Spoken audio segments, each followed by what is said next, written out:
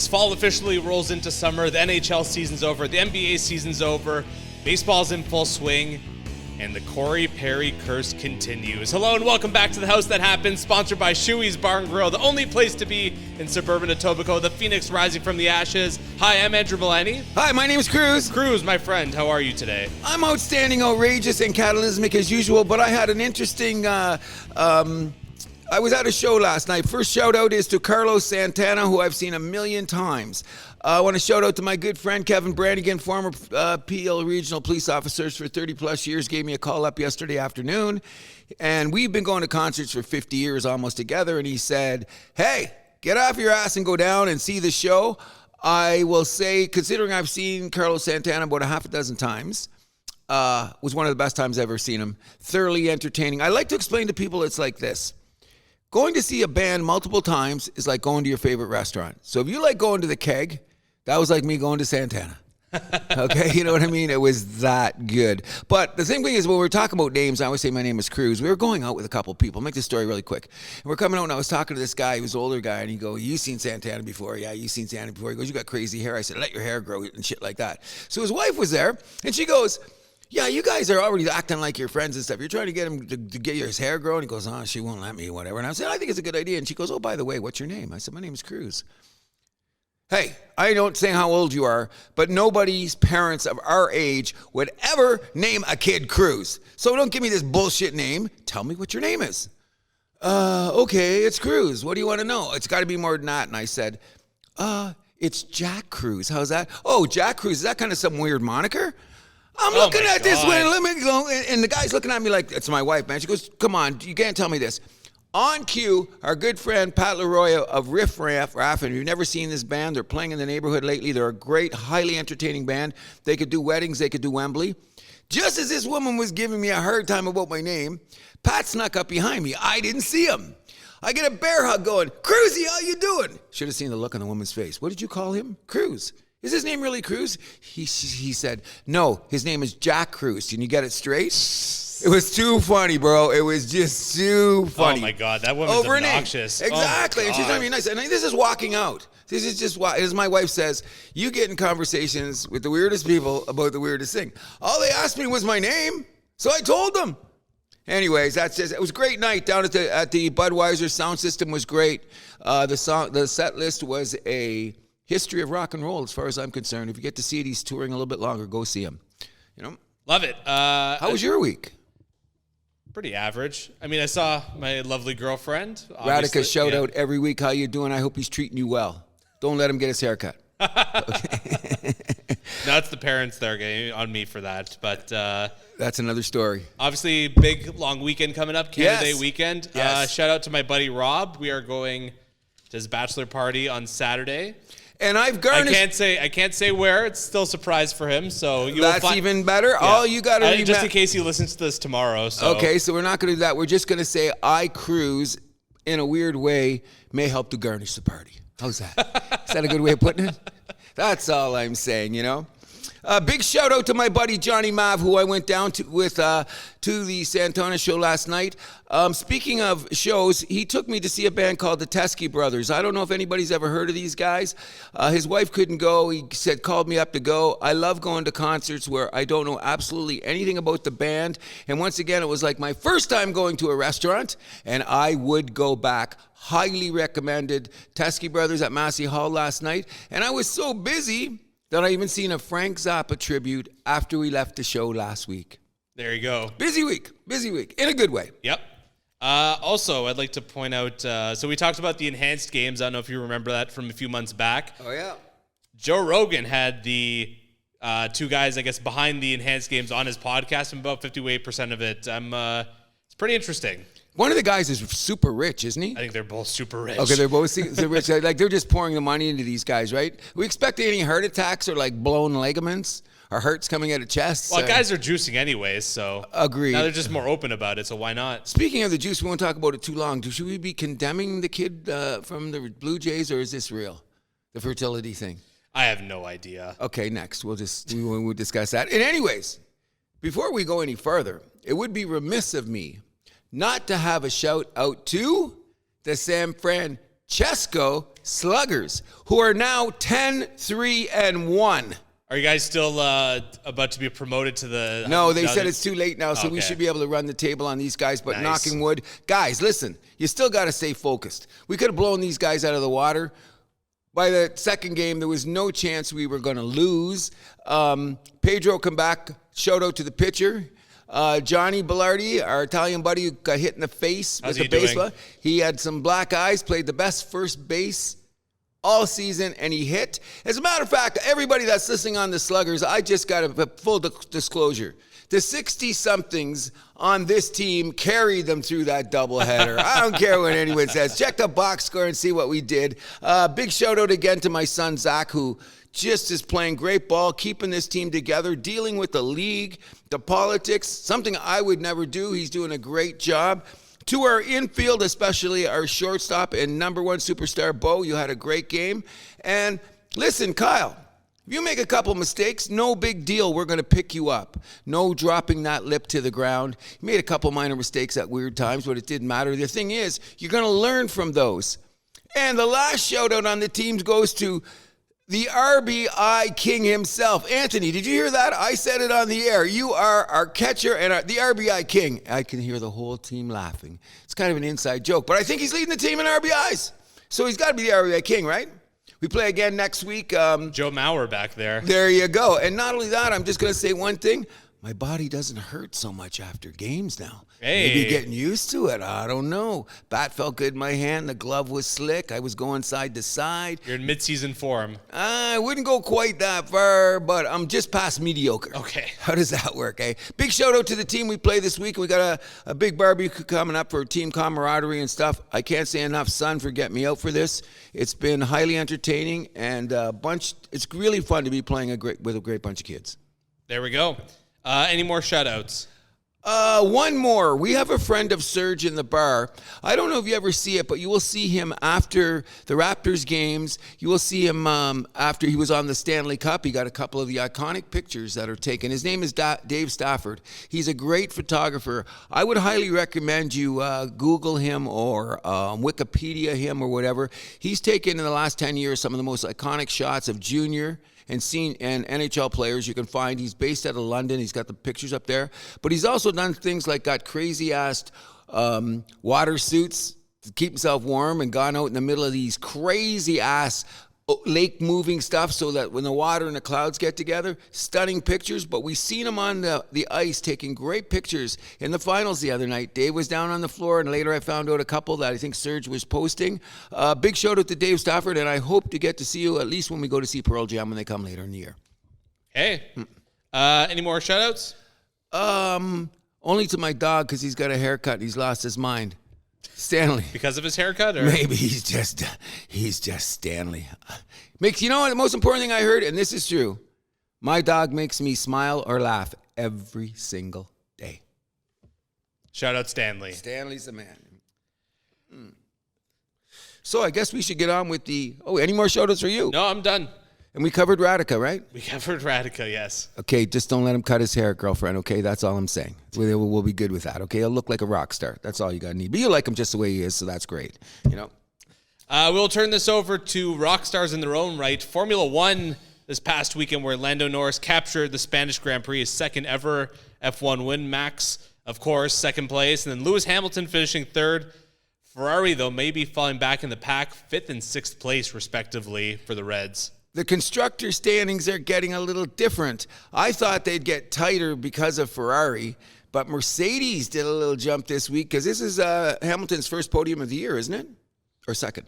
He's not much. I believe it's his first podium of the year. I thought Hamilton showed some really good racing skills to maneuver himself into third place because there's some weird shit went on. A couple of them corner maneuvers looked a little bit crazy. But I want to shout out to, what is his name, Zach Brown, the McLaren leader? Yeah, the CEO. Things are looking good at his house these days. Oh, sure. They're moving up. Like, I'm no expert. Everybody knows this. Kramer and Jody, I know you're listening. You hear me talking about F1. I'm just saying at the beginning of the year, I was making jokes that I'd hoped that Zach Brown would be the happiest guy in Formula One just because of his attitude, the way he carries himself. Looks like he's going to pull out a gun and shoot somebody.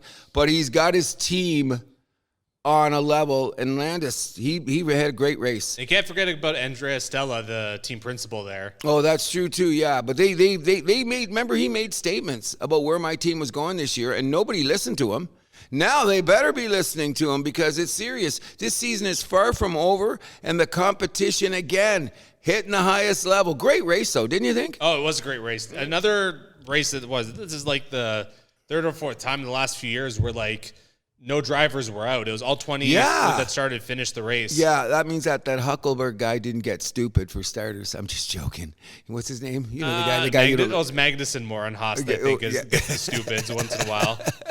In any event, Max is re-signed for the 2025 season with Red Bull. Well, he's signed, for a few more seasons. Then somehow Lance Stroll got a multi-year extension with Aston Martin. I wonder why.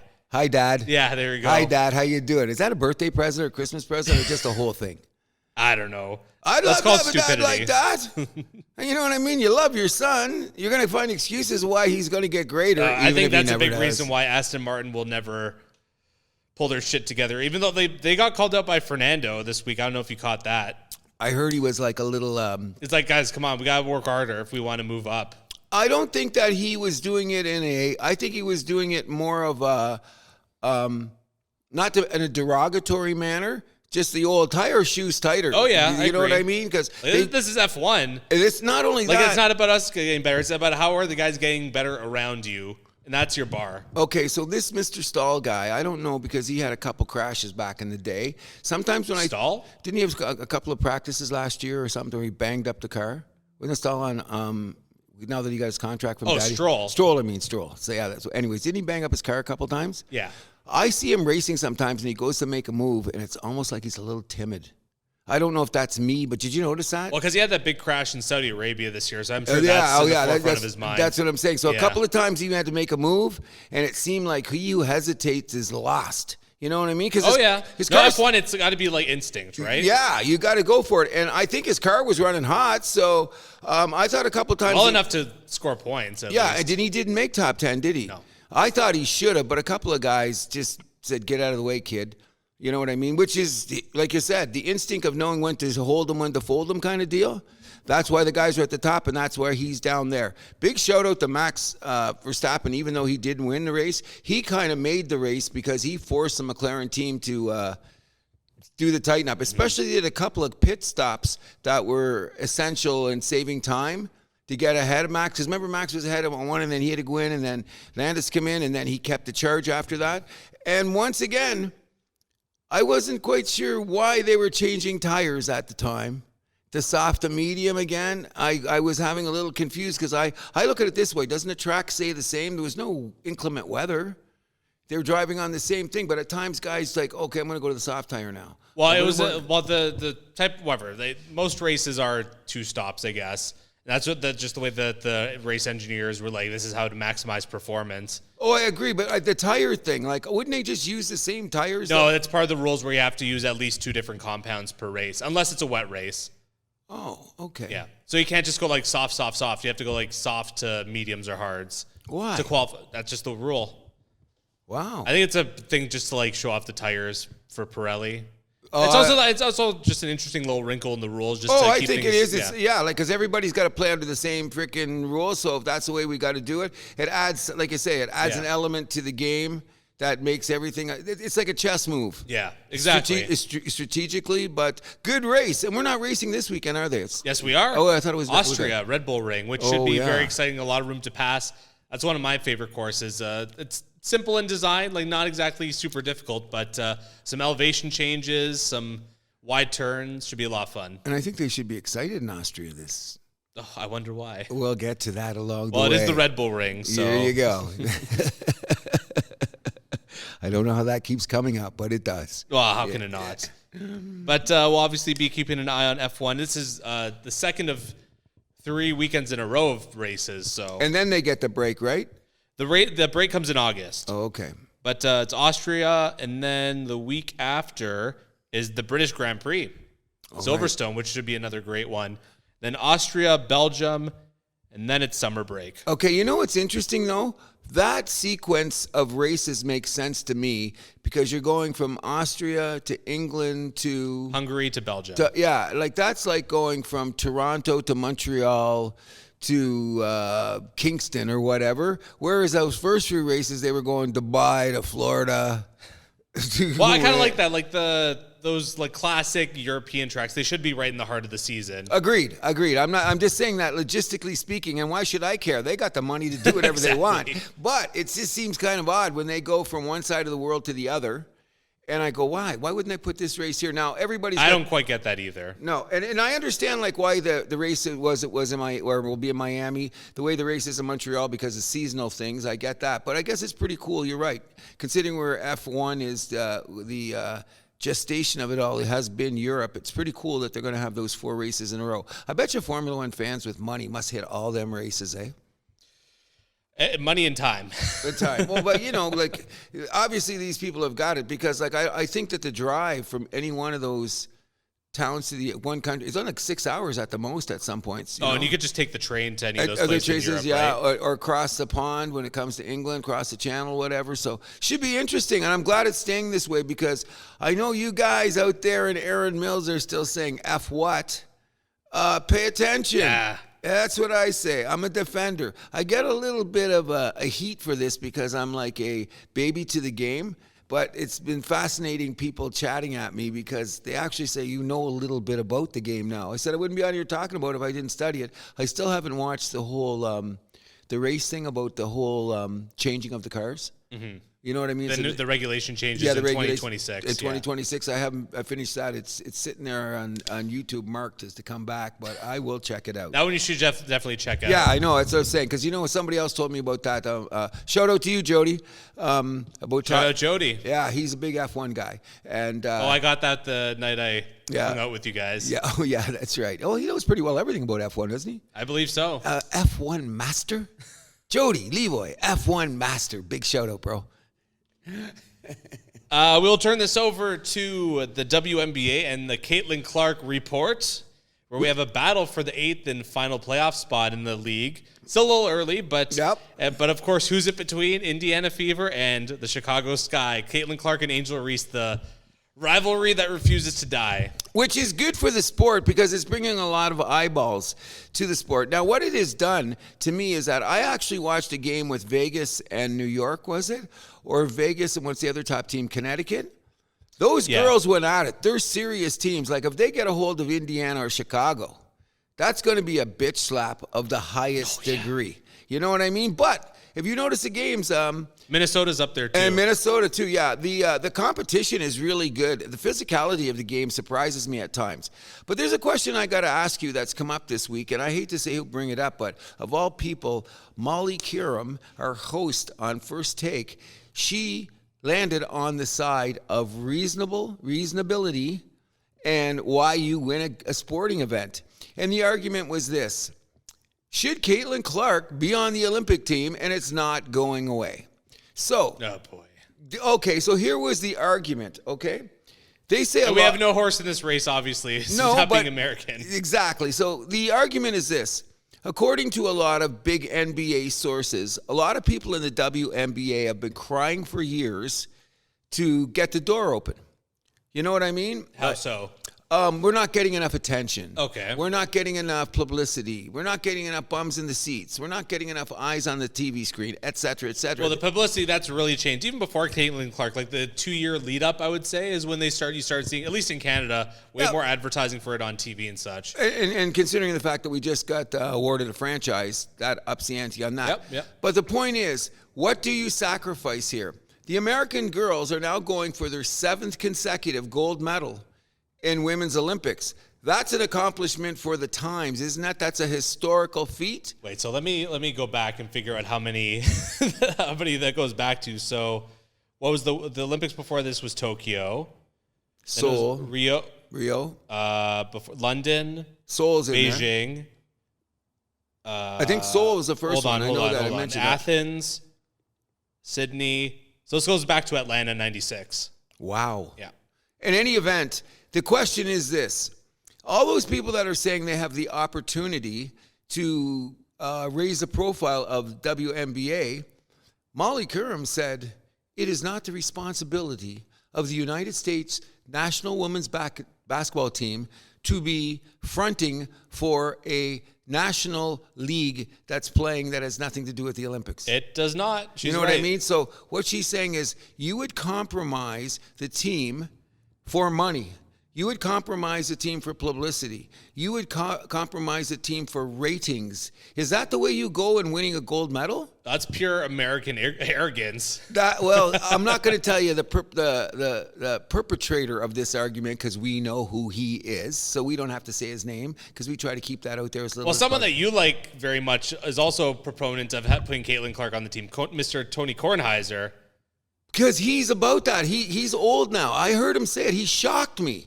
Because he's... Wilbon's not about that, though. No. That's what I'm saying. And usually I'm the Kornheiser guy. Okay, when he told... You know when I heard him say that? I said, Tony, you're getting a little old, aren't you? A little senile. Yeah, because... But you know what his argument was? If the WNBA wants to have this bigger profile on the shoulders of Caitlyn Clark, then there's no reason to have her on the team. Wait, Tony, you've been covering sports before I even thought about getting into the game, and you always said you put on the field the best team you possibly can. Unfortunately, if you had to go down to it right now and say it got to this choice, Angel Reese or Caitlyn Clark, right now Angel Reese would be the better choice because... But that's not even the choice, though. Yeah, it's the other girl, too. But, I mean, her name has suddenly come up, too, because they're saying, well, we got to respect the fact of all the other bullshit they've been talking about concerning issues that we don't like to bring up on this show.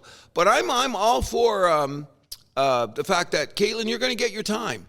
She's never been to any of the camps. Like they said, oh, this rookie got to this camp and this rookie got to this camp, but they played the year before. Yeah. She did not have the opportunity to have any part of the team. Her style is completely unique, the way that she plays the game, and it's obviously it's coming to a fruition a bit because in the last few games, Indiana's been very competitive, and we all know that they're inching closer to 500. There you go, and not only that game with the Angel Reese. Caitlyn Clark, even though they were fighting for a playoff spot, their game on national television was truly outstanding. So that game should sell itself. And we can wait for Caitlyn, even though I'm on her side all the way. And I will allude to this. If one more person has to tell me that Caitlyn Clark is white, I'm going to hit you with a bat. Like I didn't notice this? Is that, did you notice? Oh, I thought she was Puerto Rican. Oh, is that what it is? Is that why she got the headband? In any event, what does that even mean? Okay, I'm looking at it this way. I just hope that the NBA grows because the WNBA grows due to the fact that the product has improved drastically and it's bringing something to the consumer that they want. Not that it's a marketing fugazi. It's the fact that we're really playing basketball. You know what I mean? Oh, yeah. I'd like to shout out a few names, but I'd be beating a dead horse saying, hey, you old school girls, stop it. Just stop it. You know what I mean? I'm going to go back and check with Mr. Kornheiser because they got to make the final selection. They still haven't made the final selection for the team yet, have they? There's an open spot. Yeah. Because of the Brittany Griner thing. What do you think the take on that is? Ooh, that's got to be a reputation decision, don't you think? Okay. I don't want anyone to ever go through what Brittany Griner went through. Let's start with that. Number two, she is one of the most fiercest players in the NBA, okay? She's Godzilla out there some days. However, sometimes when you get behind a microphone and you have a lot of sound bites, people are going to put those together to remind you. Yeah, I think... Sorry, you know, finish. yeah, you know what I'm saying? So I know one guy, I've seen it on Wikipedia. I wish I had brought it in here and didn't get all my notes done, but he was pointing out the fact that you can't continually beat somebody to death over your own personal views and then expect to walk in the door and nobody's there. Oh, that's cool.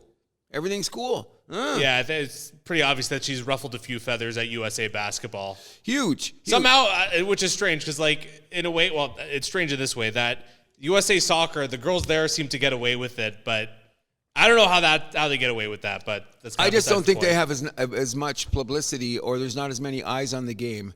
Ooh, I don't know about that. I think U.S. women's soccer is bigger than the women's basketball team. Wow. Yeah. I never thought about that. Because they got some... Because you think of like Mia Hamm and like... true. who's, oh my God, who's the other one that she played with? I'm blanking on the name. I was going to say Sinclair, but that's all Canadian. Yeah. Okay. I know you're talking about, though.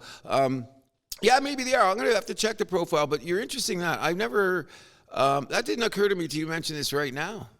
You know what I mean? Like, some of the politics over there are being ignored, and they're the same politics that I know, you say Mia Hamm around a bunch of Canadians will be like, oh. Oh, well, I can understand. There's not too many female basketball players, maybe up until recently, that American ones that would have warranted that same reaction. So I'm just wondering that, okay, let's just let's connect all the dots. They put together the sound bites. There was some gender comments. And then she does that nude display with her partner about to have the baby.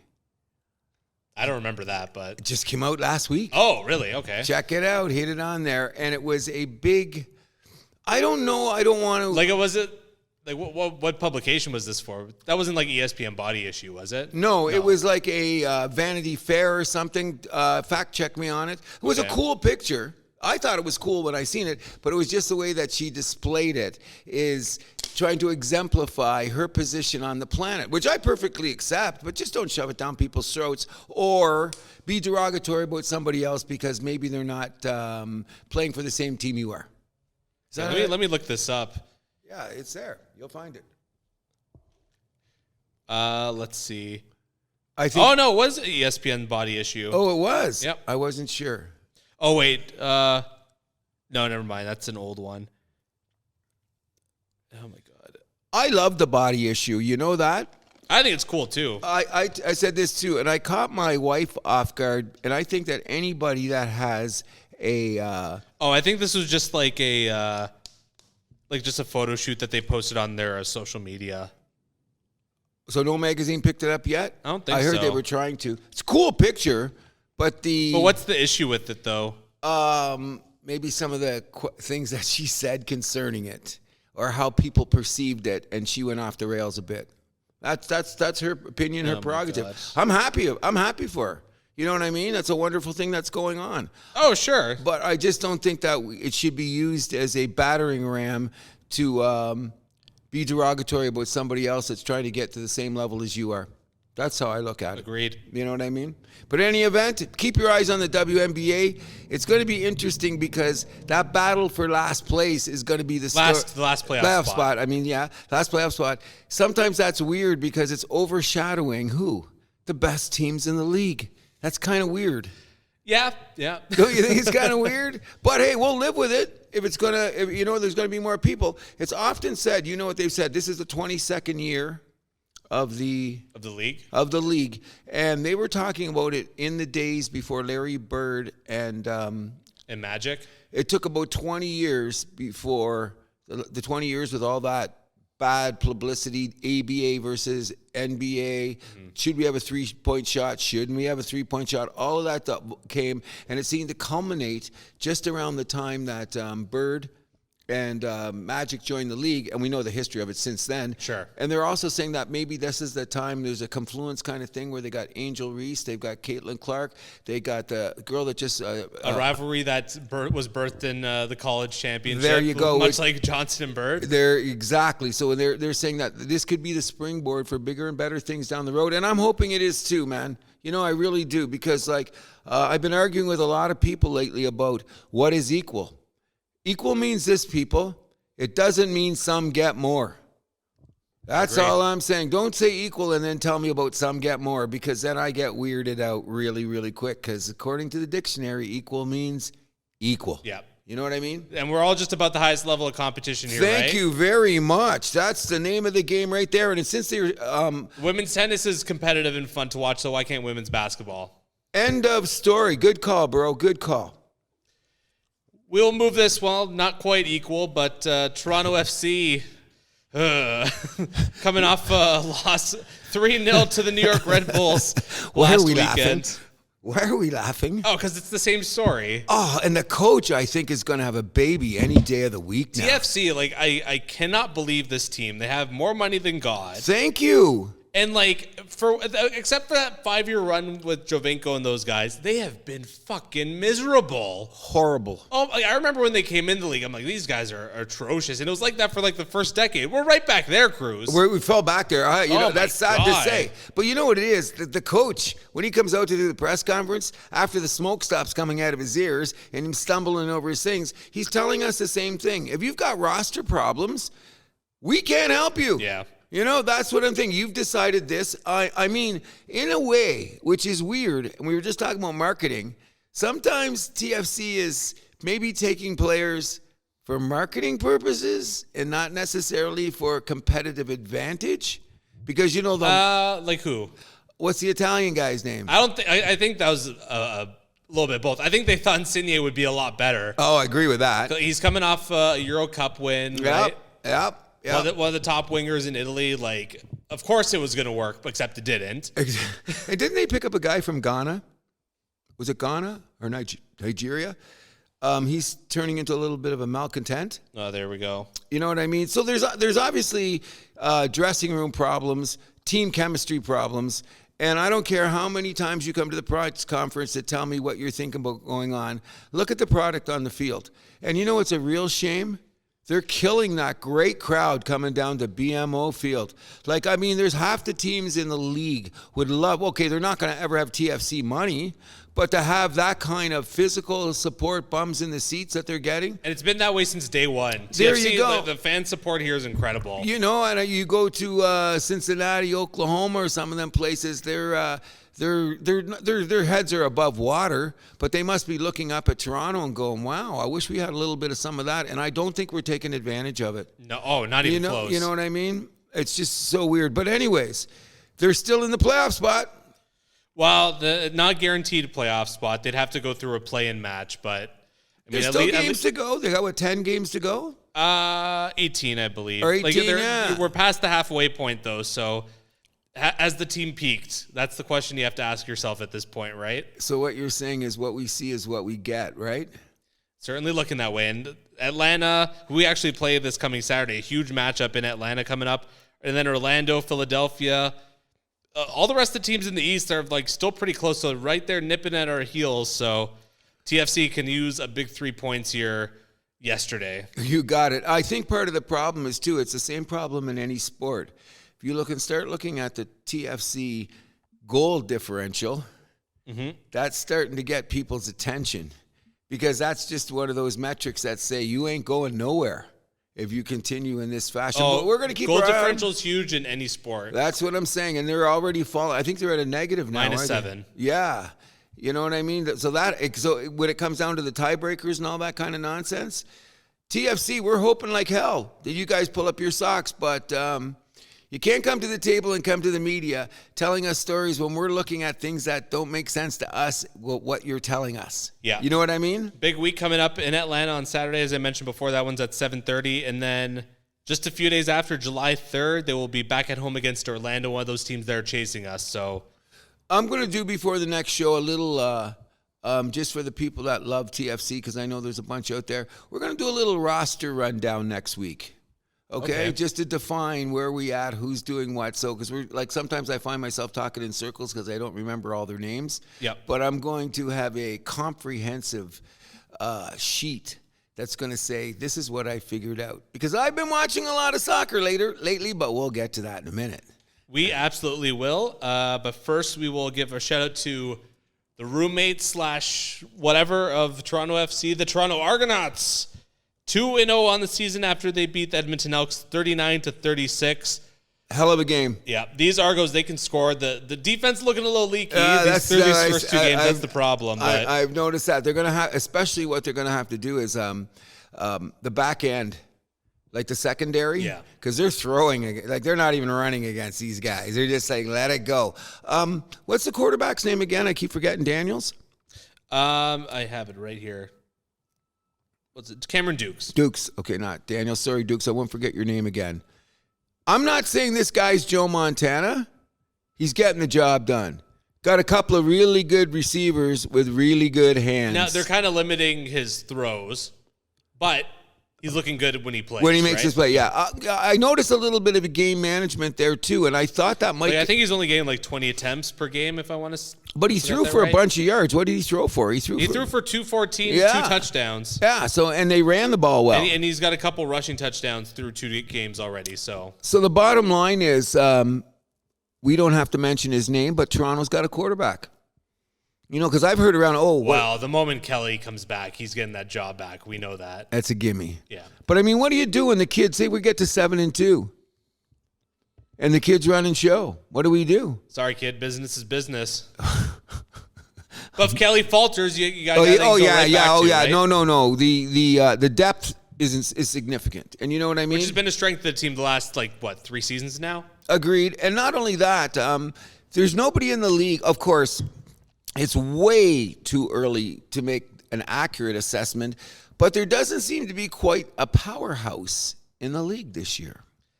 I mean, Saskatchewan's looking good. They're 3-0. Mm-hmm. BC, but who have they beat? Let me check. I think they beat Winnipeg, and they beat Edmonton. They beat Hamilton twice. Hamilton twice? Yeah. Already, so Hamilton, who's in trouble. But still, you can only play who's in front of you. Agreed. So it's probably them and BC looking like the front runners, and I think it's going to come down to Toronto, Montreal, as usual, in the East again. Hopefully, a better outcome than last year. I regressed on that. I do think that BC is probably the best team in the league so far. I think they will be. If they haven't played Saskatchewan yet, right? No, they haven't. I think it's in a couple weeks. I will keep my eye on that because now that they're only lost that week 1 to Toronto. Yeah, which they shouldn't have, but that's another story. Anyways, heard the ratings for the CFL have been steady again. TSN has said, what else is new? It's you know what, you got to give them credit. Everybody is NFL nuts in this country, especially in this city. And the fact that the CFL is still getting that much eyes on the product, I think it's amazing. You know what I mean? Sure. Leagues more. Remember a few years ago when the league seemed to be they were talking about the unstableness of it all? Something seems to be happening the last few seasons that maybe, I don't know, there's no real salary cap, but I guess there is. But yeah, there is. Yeah, but I'm saying the competition again, the playing of the games are quality. That's all you can ask for. Well, they say that 2/3 of the league could probably still play in the NFL. Maybe not as starters, but for a lot of these guys, just down to opportunity, right? So there is a lot of talent in the league. Oh, no doubt. So, and if you're a football nut, it's right there. Probably better than the UFL. Let's be real. Oh God, yes, no doubt about it. Who just had their championship last week? I had no idea. Yeah, I think it was Birmingham that won it all. I can't remember. In any event, all I care about, because I'm not an avid CFL guy, I just keep my eyes open because when we get down in the last sand's going through the funnel, and we get to that little point, I want the Argos to be there. That's all. We're at Shoey's. Home of the Argos. Home of the Argos. Big shout out to you guys. Keep winning. And who do they play this week anyway? I forget. They play. I just Ottawa. Montreal. Oh, Montreal. Friday night. Ooh, that's a game here. Yep. I believe just ran to Serge before he said he will be at the game. Surprise, surprise. With the crew. With the crew. Got a solid crew coming out of Shoey's going now, and you want to have a fun tailgate. Hook up with the Shoey's boys down at the BMO field. It's a party, so to speak. Yeah, always a good, what do they call that? Extravaganza. No. Tailgate, that's the word. Yeah, it's a good tailgate. They do it very, very well. Generator was around here somewhere. I seen it. I guess Serge got it out of here. They had the generator. It's gone now. Preparing for the there you go for the tailgate. Yeah. Big shout out to Mr. Freeman, who is a huge CFL guy and a guy that every time I see on the site, if you look on the WhatsApp site, he is a big motivator in getting these parties together. Jamie, you're doing good. Big shout out to Jamie. We'll move this along to the NBA, where Scotty Barnes just recently inked a 5-year deal worth $225 million for the next 5 seasons. Obviously glad to see him stick around. Bam Adebayo signing a max, as did OG Anunoby staying in New York. Has he signed it yet? He did. Okay, good. And because Scotty hasn't signed his yet, but that's just a matter of him coming back to time, putting his ink on his contract. Scotty, I believe, did sign. It's official. Oh, it is official. Okay. And then Siakam also inking a 5-year max with... Deserved? Sure. Well deserved. I mean, and you know what they say about Siakam being there? He's opening some of these other guys to remember it's not about scoring, it's defense, because everyone forgets at times Siakam is a solid defender. Oh, agreed. You know what I mean? He's athletic. Yes. Great in transition both ways. And he's looking around the rest of the team, and they're looking at him. And not only that, he come into the dressing room with a ring. That gets people. That says a lot, yeah. That says his attention, definitely. There seems to be some rumblings around the NBA that I'm not getting. Let's start with number one, Kevin Durant. What is going on with Kevin Durant? It looks like he's going to hit free agency. I don't care about anybody's legacy most of the time. And all I hear from NBA players is talking about their legacy. Isn't Durant starting to look like a nomad here? Yeah. Don't you agree? Well, what's good for you? Nothing's good for you? This is going to be his, fifth franchise? Damn. Yeah, already. And they're talking about what LeBron does, and Durant's having his, sativa moment, so to speak. I'm not really sure. Anyways, to take him, because now that the new salary cap or the new luxury tax with the salary cap things going in the NBA, is he going to get that money? Like, the word is he might go to Houston. Why would he go to Houston? It's a team that's on the rise. I hear that too, but I heard he really gets along with the coach. What's his name? Udoka. That's word around the campfire, which says to me. Play with Fred, they would definitely make the playoffs. Oh God, yeah, of course they were. As a top six, you would think. And with those young kids to go with it, would be all the way. Which means, is there any truth in Paul George maybe landing in New York? Because if the Knicks, yeah. Wow. Because the other thing is... You think he's going to leave the Clippers? Well, there's a lot of talk about it because they're going to give Kawhi another 3 years. Yeah. Okay? Well, Kawhi's the guy there. Okay, but he has to play in the playoffs. And Paul George might get more money going to another team, which I doubt. But there's that rumbling, which I don't understand.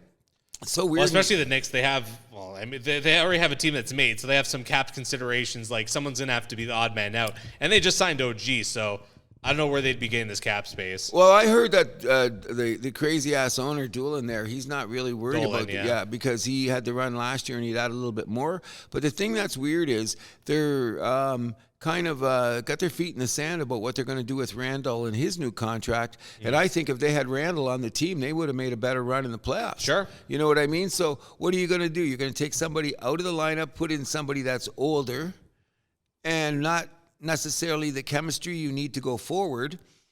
I don't know. Risky. Very. Randall didn't have the greatest season, though, so... He was solid till he got injured. And I wouldn't say that he had a super season, but people forget about Randall is that he plays defense. So people were talking about his offensive numbers at times, like they should have been a little bit better. But his prowess on the defensive end could not be denied. He gave it every bit of the game. Not that Paul George hasn't played defense. Exactly. He made and you have OG. And you have, they'll be a killer defensive team. Because I think Paul George has made an all-NBA defensive team a few years ago. Probably. Could be a while ago, but we're going to have to wait and see. The other thing that I find is interesting is our owner in Utah.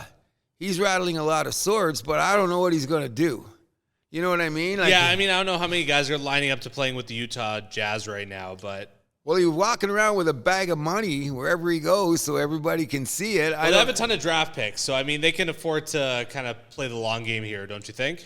I think that he wants to move faster than that. He wants to be, if you ever hear him on the shows and stuff like that, I love the guy. I love the guy's attitude about sports. But you're in the West in the WNBA, or in the NBA, so I don't know how fast you're going to move up. That's the thing. Well, I think his hockey team has a chance of moving up faster than his basketball team. Well, I don't know if there's two right or two wrong answers for that, but I'm just saying when you think about it in the West, Houston's on the rise. I thought they might make the playoffs, so they're on the rise. So we got to say who's going to fall back. If the Golden State. Yeah, they could be one. They don't know what they're doing with Klay Thomas yet. Phoenix, if they lose Durant, I think they could be falling off a cliff. Yeah, that too, which would be just make the division more top heavy than ever. But I'm just saying that it's just a weird. The NBA is an ongoing drama, as we've said here a million times. And sometimes I wonder how you feel as an owner. When you know, like this guy, you've got him, I love him, it's going to be the greatest thing in the world, and 2 minutes later he's on a limousine to the airport, you never see him again.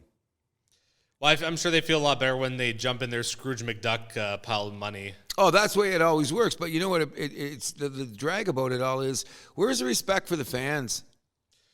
That's missing. I agree. That's the thing that bothers me at times. I go like, what about the respect for the fans?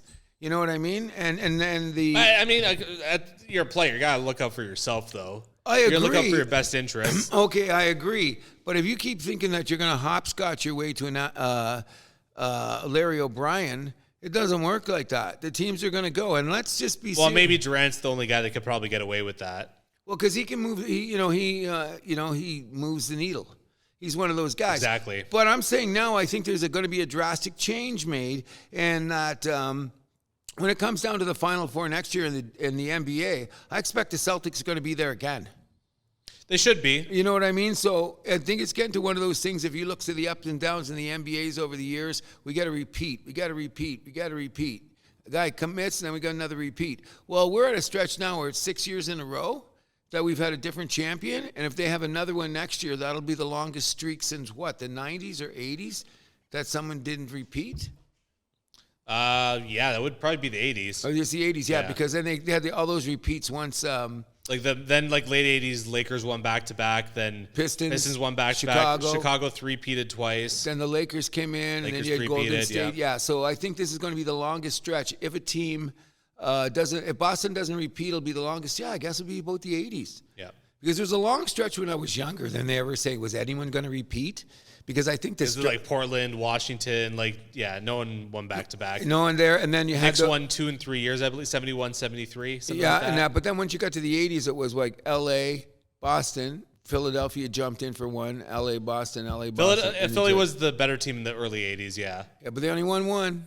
They only got one. That just tells you how strong the competition is. One of the interesting things I got to say about basketball, even though it's a little bit over there, with the sad passing of Jerry West, there was a lot of talk about the quality of the NBA and looking at players according to the color of their skin, which I think is absolutely ridiculous. But what is it? Porzingis got going the other day when he said he is the best white player in the NBA, which I just laughed my ass off at. But that's got to be said tongue-in-cheek, though. Come on. I got it. The guy's a clown. I mean, a clown in a good way. He's kind of funny. Okay, but what it brought it back to is that somehow along the way, and you know this, I hate the Celtics. I was never a Larry Bird fan. But if you don't realize that Larry Bird is not a top 10 player all time in the NBA, give your head a shake.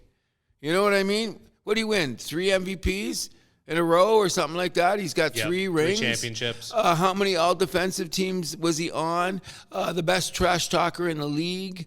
When you got guys like Barkley, Jordan, Isaiah, Rodman, Malone, even he had to play with him early, Dr. J. When they all talk about Larry Bird, they talk about him with reverence. And so that means the average fan out there who is saying, or especially people that come a certain area, are calling Larry Bird like the French lick because he's from Indiana. Go back. Well, it's also his hometown. Yeah. So the French lick hick, is that what they call him? Yeah. Something weird like that. In any event, Hick from French lick, I believe. Yeah. But anyway, I watched all those games in real time. I never cheered for one Larry Bird shot in my life. Let's cut to the chase. He's a great player, Lenny. He's just one of the greats. And I'm glad that it came up here because they were talking about Jerry West's position and all of this. The greatest quote of all time, you heard what he said to Barkley during the game, right? Which one? You got a white guy covering me? What are you guys doing, Barkley? You can't have some white guy guarding me on the court, looking at the guy on the other team that's white. And Bird's saying that right in the court for everybody to hear. And then you know what he does? Burns the guy. And it goes at the guy just to prove hey, Barkley, I know you're not the best defender, but come on over here. Quit sending these white guys on me. And you know what? It's hilarious trash talk. And in the world we live in today, I think that's funny. Now, sometimes if the shoe is on the other foot, you know what? It turns into something completely different. I wish that people would keep their sense of humor in context of sometimes when people are talking about race. Yeah. That's all I'm saying. You know what I mean? And in context of that, I think it's absolutely funny. Like, Larry Bird's considered, even Jordan will say, I trash talk with this Bird guy. He was something else. And not only that, possibly top 10 to top 5 shooter of all time. The thing is that it was just later in his career that the three-point play was becoming more prevalent in the league. So a lot of times he wasn't taking a three, but when he had to, yeah, he would nail it. Money. So sometimes I think that with all this player changing and stuff like that, Larry Bird only played for Boston Celtics too. You know what I mean? Sometimes you have to build a foundation to win a championship. And what did today's Boston Celtics do? Build a foundation, won a championship. And what other ways there to build a foundation but the draft, which was yesterday and today. Yeah. So now I guess it's a 2-day format. Yeah. Before they used to do both rounds one night, but now it's round one is at night, and then they do round 2 the next day. Round 2 recently just finished. 2 French guys going top 2 in the draft. I find that very interesting because you know what happens then? Which we have to read. And another French guy going 6th overall. 6th overall. And I forget his name. I kind of know the first 2 guys. So Zachary Rissachet went number 1. Alexander Sarr went 2. And then Tijane Salone went number 6. They've all had time with the national team. I think a couple of them are going to be playing in the Olympics this summer. Don't quote me on it. What I'm getting at here is that understanding how the international game is, all respect to those guys getting drafted that high. Because sometimes just because we're in North America, we don't get exposure to those guys on a regular basis. Oh, my God. Do you remember the outrage when Kristaps Porzingis was drafted by the Knicks? Those fans were so upset. Yeah. But then again, they were looking at Porzingis like they looked at Bargnani from Toronto. That was why they got scared. Now let's cut to the chase. 2 completely different players. Absolutely. You know what I mean? Even though Bargnani was supposed to be the template for a guy Italian like Dirk Nowitzki. Yeah, that's what he was supposed to be. Didn't know a thing about aggression. If he just had a little bit of... But he went back to Italy and played in the Italian League, was a superstar, wasn't he? Sure. And not only that, what did he get on the cover of Vanity Fair? Another, because all that style stuff goes on in Italy. He was making the covers of these things and stuff like that. So I can't feel sorry for the guy. No. He made a bag load in the NBA and went home, and now he's freaking... And endorsements here. He was all over the pasta deals. And, no. Yeah, he made mad money here, but I heard he went back and doubled down on his endorsements in Italy because he was a home country guy. Sure. More power to him. But like we were saying, played in my grandparents' hometown, actually. Did he? Yeah. That's pretty cool.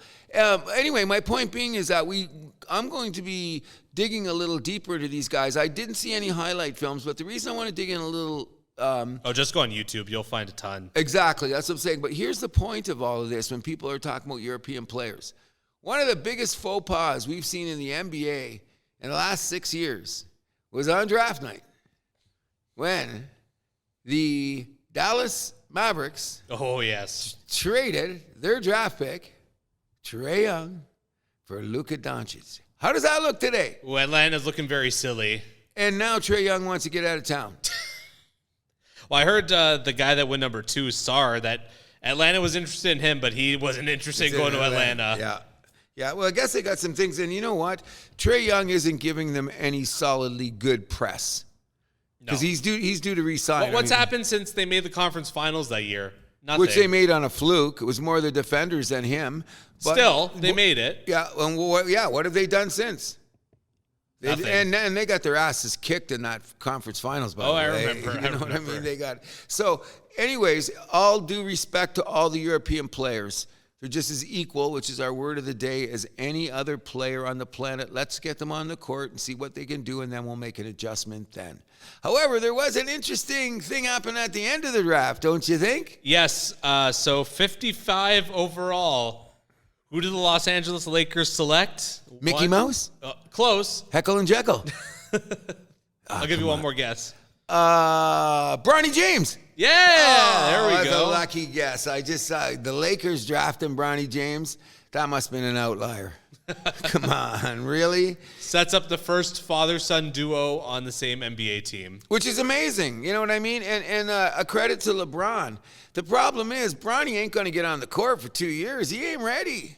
Yeah, I imagine he's going to spend most of the year in G League. I don't know what the Lakers affiliate is, but he's got to be there for most of the year. He's going to get some time at the end of the bench, I'm sure, with the big boys. But I think what they should do if they were smart, like put him down in the G League for most of the year and then pull him up at the end so he can work on his game. Because the only thing I've heard about Bronny James from a lot of guys, including the big guy Woznowski and Brian Windhorst, the two W's, they have both said that he has made the biggest jump at the combines and the workouts since they've happened. Like, he's the guy that's come in and all these work. Now, nobody's going to take the chance to draft him high.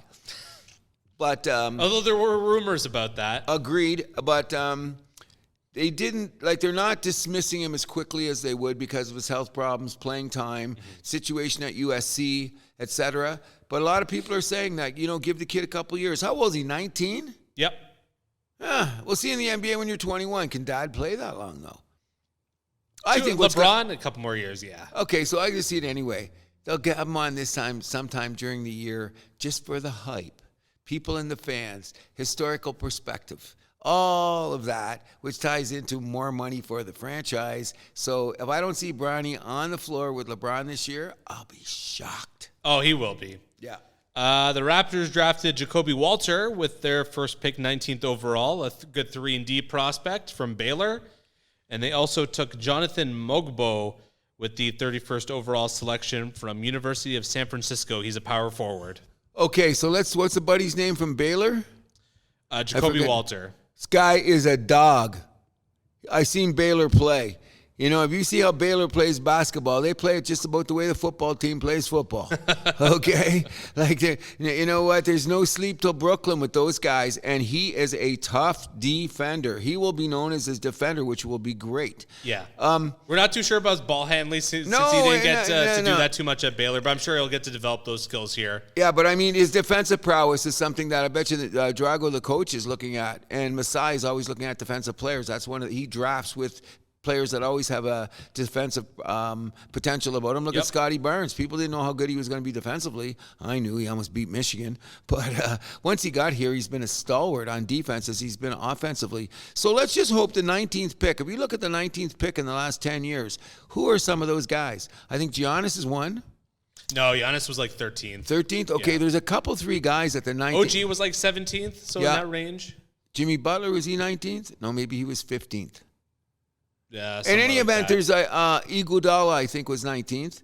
Maybe or he was 11th. Anyway, we're going to check it out for next year to see who the 5-19 picks were. Guys always slip in the NBA draft. Usually, like the top 10 are usually like can't miss guys, but then there's a couple guys that'll slip throughout the rest of the first round, right? I never believe the NBA top 10 draft choices are guaranteed. This ain't hockey. No, nothing's guaranteed. Yeah, but I see some of those guys we never see again.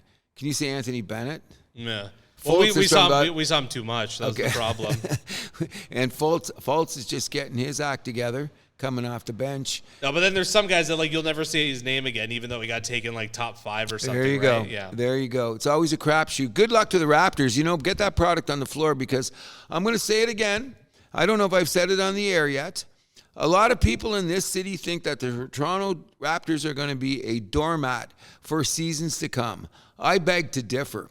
The young nucleus on this team, if they are coached properly, will have a defensive prowess. It's just if they can reach their scoring potentials. So I can see this happening. I can see in about 2 years from now, Graydon Dick making the 3 from the corner so that Toronto pulls an upset and goes to the conference finals. That's your favorite prediction now, isn't it? Every day I'm going to say it. Do you see the kid's already getting bigger? I hope. Oh, yeah, like he's going to be there. I think he was a deer in the headlights. Takes a while to adjust to the whole NBA situation. And he came from a huge program, which was Kansas. Sure. I kind of was, remember when we drafted the guy, I wasn't talking like this. No, when I seen him going around, I was going. Yeah, I've never seen Cruz more upset than when his face started showing up in the commercials before the season. Oh, it was driving me crazy. Remember that. I was losing what has the guy done? Nothing, and he's all over the place. I just think he just happened to be in town. It's like, hey, let's just use you instead of getting the money to get Scotty back in town or something. And you're blonde. Come on over here. Okay. But I'm not to take it into that conversation. Okay, he's just blonde. That's all. That's nothing else.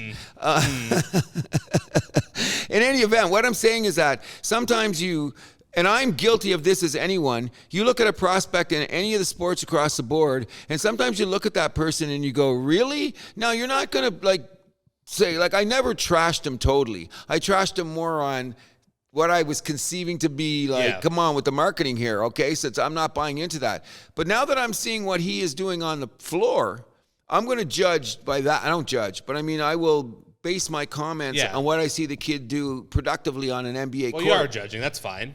Okay, whatever the case may be, I don't like to sound like that because I'm not Judge Judy or anybody.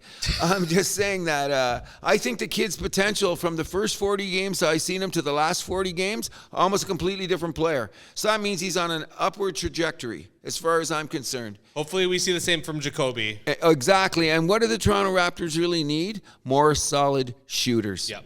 Agreed? Also, another big trade was Alex Caruso got traded from Chicago to OKC for Giddey. So a big chance for Giddey to kind of get his career back on track. He'll get a lot more touches, a lot more playing time with the Bulls, I'd imagine. And OKC getting a good vet there in Caruso. Well, that's the type of player they need for where they're going in the future. Do you think sometimes that Giddey got traded because OKC go, we got to turn the page on this guy? I just think he needs a fresh start. Great. I hope he does because all that shit gets weird. You know what I mean? It gets really weird. And give the kid's got a clean slate now. You know what I mean? Yep. Then it'll be part of the rebuilding project for the Bulls because they don't know what they're doing yet because DeRozan's sitting out there. What are we going to do with him? And I hear they have a million different trade offers or trade possibilities on the table for Zach LaVine. Oh, my God. That's just like a jigsaw puzzle. Where is he going to fit? I think he's playing for everybody, isn't he? I don't know. I wouldn't take him. Doesn't play enough D for me. I was watching NBA Live the other day, and they were having not a ferocious comment, but they were having a little bit of debate on the value of Zach LaVine and where he would go. And then after about 5 minutes, I said, shut up. He's going to play on every team in the league? You know what I mean? They just the hopscotch. Where when you hear about Durant, I think they're trying to figure it out like the teams are. I think it's just that. Really? Yeah. Okay, but you hear more other things okay, LaVine's been connected everywhere. Okay. Yeah.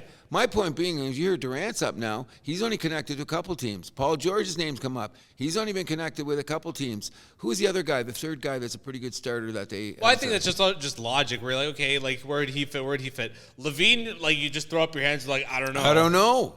And he's a good player. What happened to him? He doesn't play defense. Yeah, that's always been the knock on him. Going back to Minnesota. Yeah, agreed. So this is a crossroads for his career. Basically, what they're saying is all the talent in the world just cannot commit to defense. It's the same thing they were talking about with Tim Hardaway on Dallas. They always thought he was a solid bench guy that they'd have a long time with. And after his playoff performance now, we may never see him in Dallas again. Yeah. Just weird. That's the NBA. Good, bad, and ugly, tough. Do your thing. Let's go. And let's go to our next topic here, the MLB and the Toronto Blue Jays, where the door, however, is closing. Shut. It's closing quick on this team. It's not officially closed yet, but can't we say they're unofficially done yet? No, because we got to wait till the All-Star break. And what if they come back and have That's in a couple weeks, though. Okay, then we'll start ringing the death knell then. Because what if they come back from the break and win 10 in a row? I don't know. Even Bo saying he wouldn't be surprised if he wouldn't get traded, or if he would get traded by this point. Oh, and then Vladdy's going to be nice to play in New York. Yeah, that comment scared me. Oh, why doesn't it? Why wouldn't it? But you know what I mean? So better be the Mets. I hope he's talking about the Mets. I'd rather be the Mets too. The bottom line is, once again, and what are we, 8 games under now? 7. 7 under. Okay, doesn't matter. What's a game here or there? That lineup is atrocious. You know what? And they had our boy Schneider back out in left field. What are we doing? That's a great question, isn't it? And you know what? When bad comes to worse, Barrios is having a great run, and in the middle of this losing streak, he throws out his worst game of the year. Not that he's still pitching well. Every starter has that start. But it's just they say take out your best 3 or 5 starts and your worst 5, and then that's your season, right? Exactly. So just think it was a bad time to have a stinker. You know what I mean? Against that team. Every time is a bad time to have a stinker with this Jays team, considering that they can't hit. Oh, no, of course they can't hit. When we have... Vlad is He's the only guy that's hitting like decently, you could even say. But we expect from him that he's just like a middle of the pack guy. From what you look at his numbers, 271, 1035. His OPS is 800, which which is all-star solid. It should be 900 though. Should be 900, and I don't know where the fuck he's been. Oh, I don't know. And what about Springer? He's now considered the worst bat in baseball for the money. Analytically. Okay. It's hard to disagree with that. 3 more years on the contract, or is it 2? I think 2 after this, but okay, so it's what? Still not pretty. Okay, so what do we do at the trade deadline? I say we buy now. I like that theory. What prospects do we have to trade, though? Our farm system's already weak. And then one of our guys is gone for 80 days trying to have a baby. Yeah. Okay. We're not going to crucify him yet, but... No, there's just something weird about that. I don't want to drag the kid down and say, oh, you were this. No, but those situations are so weird where you have all this access to guys who can, like, health experts and doctors and whatever on the team. You don't want to, like, float it by them. They're like, hey, I'm taking this. Oh, come on. It's ridiculous. So his story's a little fishy. I don't know. Could be true, I guess. But I'm not completely buying it. Well, when you consider I thought he was an idiot to start. Then I felt kind of empathetic for him. And then I figured that the drug that they found in this fertility pill is top of the line. Don't touch this when you're playing in the MLB. There you go. And here is the guy. So somebody must have known something. Like, I don't know the exact name of all of these drugs, but when I heard this one, that's 1A in the juice department. Okay, but his thing is he needed a little testosterone to have a baby.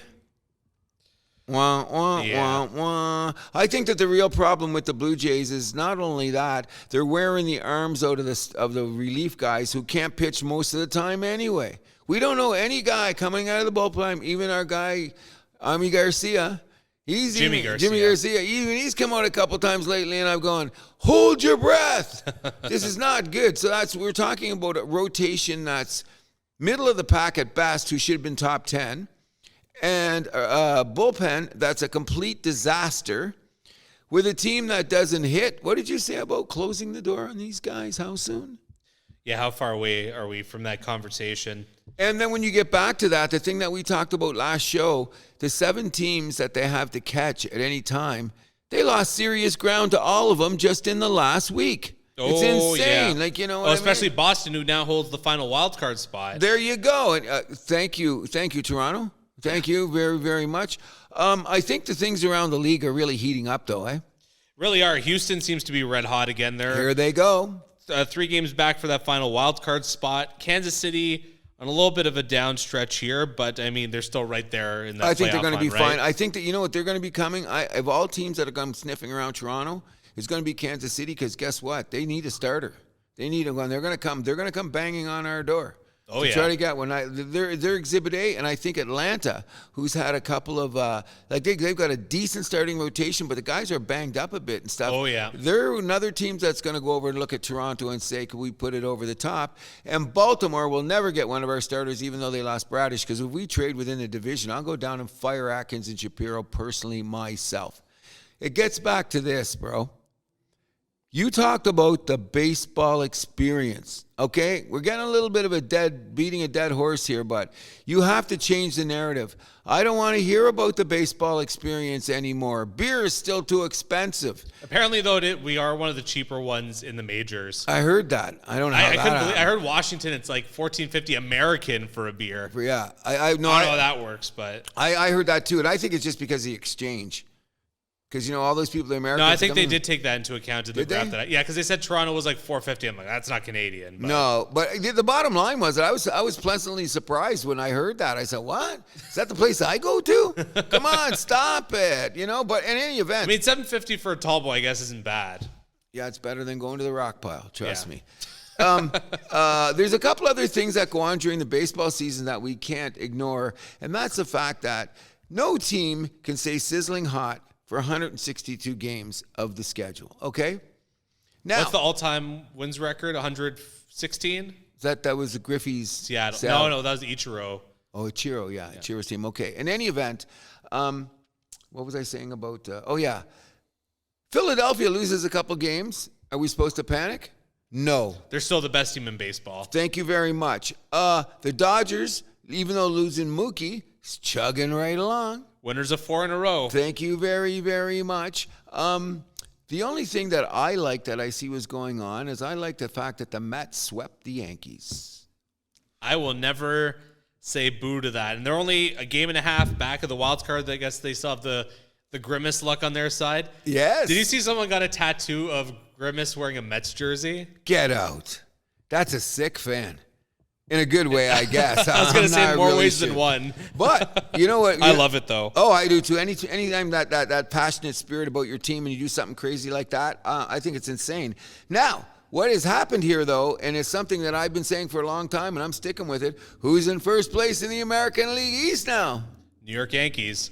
Are they still there? Yes, How did they? I thought they fell down because Baltimore lost a couple, too. Baltimore's only a game back, but they have the same amount in the loss column. Yeah, they got to win there. Yeah, because Baltimore lost a couple in a row, too. And who Yep. they lost to? They lost to a shit team.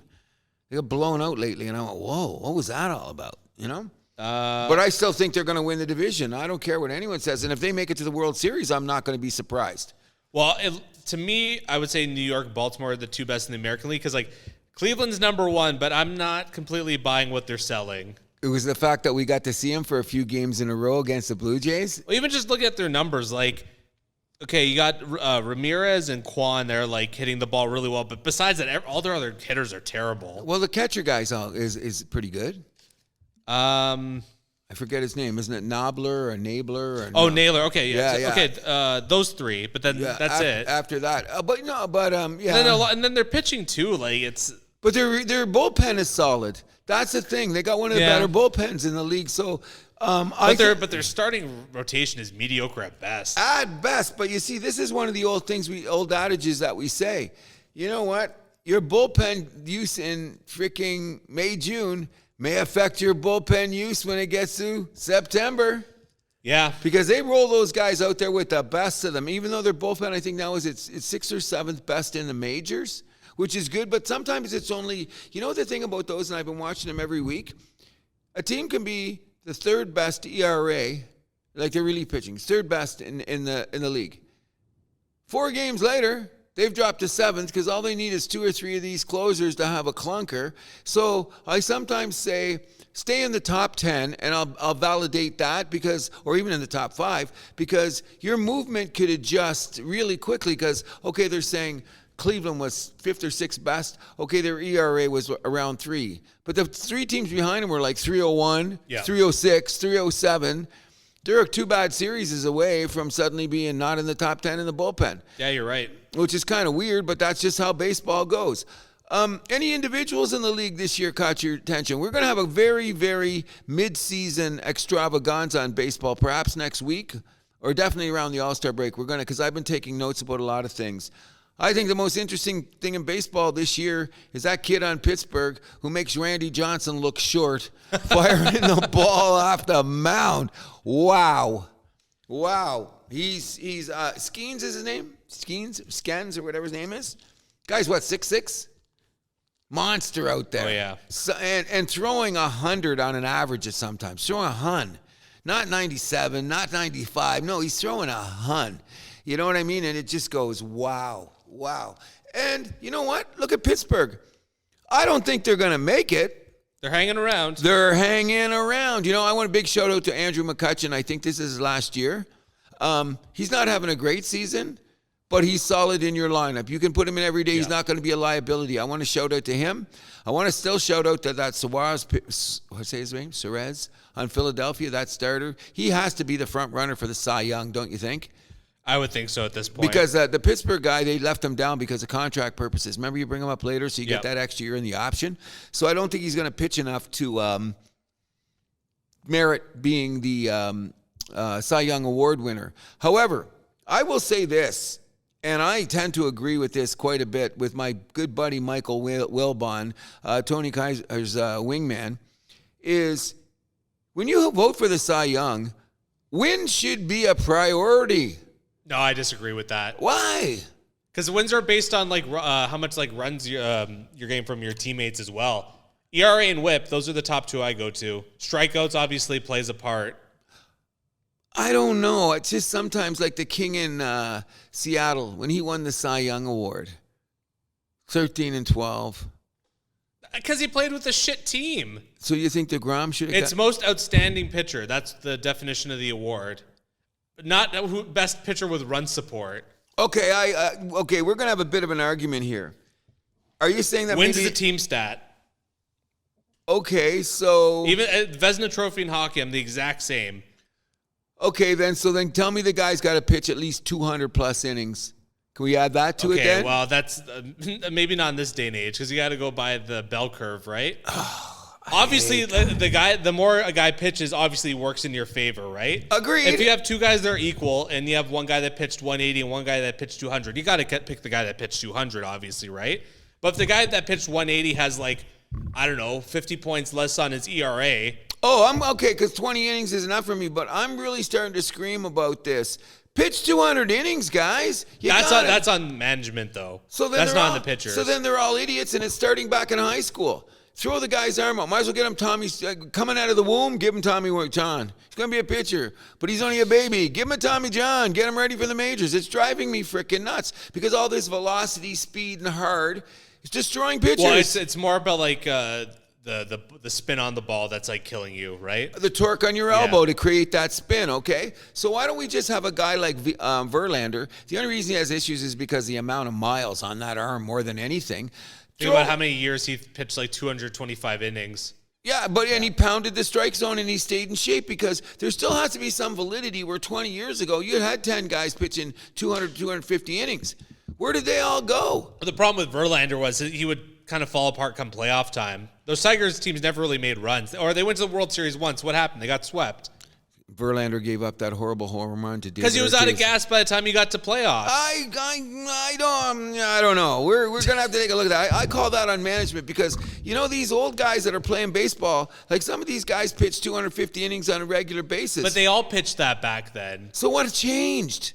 Guys start figuring out, maybe if we pulled him back a little bit, he can have some more gas in the tank by the time we get to playoffs.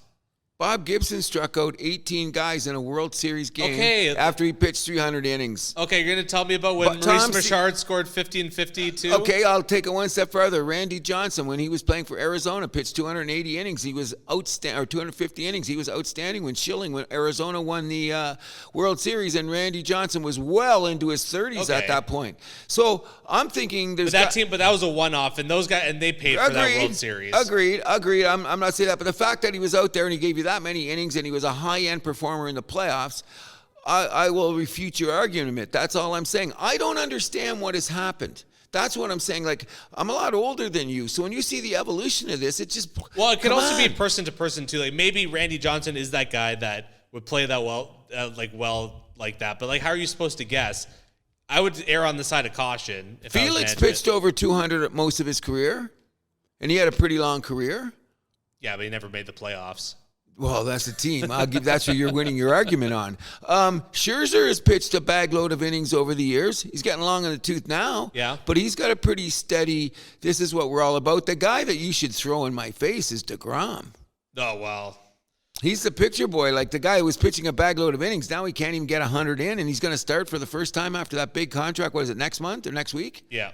So the guy signs for Elon Musk money. And what has he pitched? 6 starts at the beginning of last season. He hasn't been around since, May of last year? And this is the guy who's won, 3 Cy Young Awards? Yeah, with an 11-10 record. Again, the Mets were shit. I don't know. I've been looking at it. Was 214. Come on. Oh, no, I do. No, he was solid. I can't deny the guy. DeGrom was just freaking great. My question is, I'm just saying there has to be something about the game, the training, analytics, that have just done something to the pitching. Because you know what? Well, it's all, like we said, too, the ball spin. The torque on these guys' elbows. That's killing them. Okay, so fine. Pound the strike zone in another way because guess what? You know what I mean? You're going to live longer than me, and you're never going to see a 250-game winner, let alone a 300-game hitter. I wonder if we see a return to the knuckleball in a few years, if that starts to gain some popularity again. Or the 4-seam slider or whatever it is where you don't have to torque your arm. You use it more in the wrist to get your spin out of it. What happened to those pitches? This slurve one they talk about now, or that swoop. Worst. Of course it is. Do you see when they strike the guy out and you see the guy's elbow? What's his elbow doing out there? And that does not look natural. No, but you see how nasty it is when it comes across a plate? Oh, it's the best breaking ball in the game. You know what I mean? But how long are you going to throw it? I'd rather have a guy pound the zone with old school sliders and a sneaky fastball and then do like Kikuchi's doing this year, have a good breaking ball. Yeah. Because Kikuchi, the great even thing, a good changeup. that's what I'm saying. A good changeup, right? and that's what he's been able to use because Kikuchi can throw hard. But he doesn't. It looks all natural to him. Yep. He's just throwing away. He's not putting any oomph on the ball. Maybe that's the way he was brought up in Japan. I don't really know. The bottom line is, like, you wonder why the Toronto should never give away a starter because they can never get one back. That's not true though, because we're like repairing guys' reputations all the time with Pete Walker. Hall of Fame. That's why I'm not worried about trading Kikuchi at the deadline because we'll just find the next guy, right? Yeah. I wonder who we're going to get as the next reclamation project. That's all I'm saying. Exactly. The most. So what happened to Buddy since we lost him? He signed with Seattle. Hasn't been the same. Yeah, there you go. Robbie Ray. Tight pants. Yeah. Oh yeah. And not only that, that's funny. He was an okay guy at Cincinnati when we grabbed him. Oh yeah. And then we turned into a superstar in Cy Toronto. Young winner. One and done. So would I be ridiculous because I brought it up before? I'm still on the when can we give Trevor Bauer a shot in Toronto? No. I would love to. Good. If I ran the Blue Jays, I would sign him in an instant. I love this. That's what I'm saying. And he's sitting there. I'm not saying he's whining, but he took away all his fight against the suing the. He's stopped all of that. He's pitching good where he's at. He's only 32. He's a big moose guy that's an innings eater, and they won't let him back in. Wow. Shame. You know what I mean? What do you think's the best rotation in baseball right now? Philadelphia's? Oh, yeah. They have, 3 of the top 4 of ERA in the National League? Yeah. They got to do that. But Kansas City's rotation looked okay, but I think Singer's going on the list. That's what's carrying them through. It's pretty good, above average starting pitching, which is what's going to get you there. And the Dodgers seem to be farming more guys coming up. Now I heard a couple kids are coming up ready to go, and they're going to start again. I go, how do they do that? Money. Yeah, but, good development. Very it's good the development. Dodgers. Come on. You got to have... They're the Yankees of the NL, if you think about it. Dodgers haven't developed pitchers like they have. I mean, the Yankees haven't developed pitchers like they have. No. However... But the Yankees can develop fielders. The thing about the Yankees is 2 of their top starters, if you had told me they'd have this numbers by this time of the year, I'd tell you you're nuts. I would have said you're nuts too. No kidding. And look at them both. You know what I mean? And they're all pitching, and they all got decent records. I forget the one guy's name. Although, do you want me to spoil the opening of our Toronto Blue Jays-Yankees game? Oh, gee. It is the top of the second. Jays are up 5-0. What? Say what? Who's starting for the Yankees tonight? The 5th guy, right? Rodon. Yeah, the 5th guy. Yeah. You know what I mean? And that's what's going to kill them. You know what's going to keep them close to Baltimore? Because Baltimore really doesn't have a 5th now since Bradish has been out. They've been struggling to fit in their 5th guy. So that could be them and the Yankees all year. Because the Yankees rotation isn't deep. Top 2 guys are good. Yep. But, once again, the Yankees always seem to have a good bullpen. And now they got Soto and Judge competing for MVP. Yeah, I know. And all of a sudden, Stanton's learned how to hit again.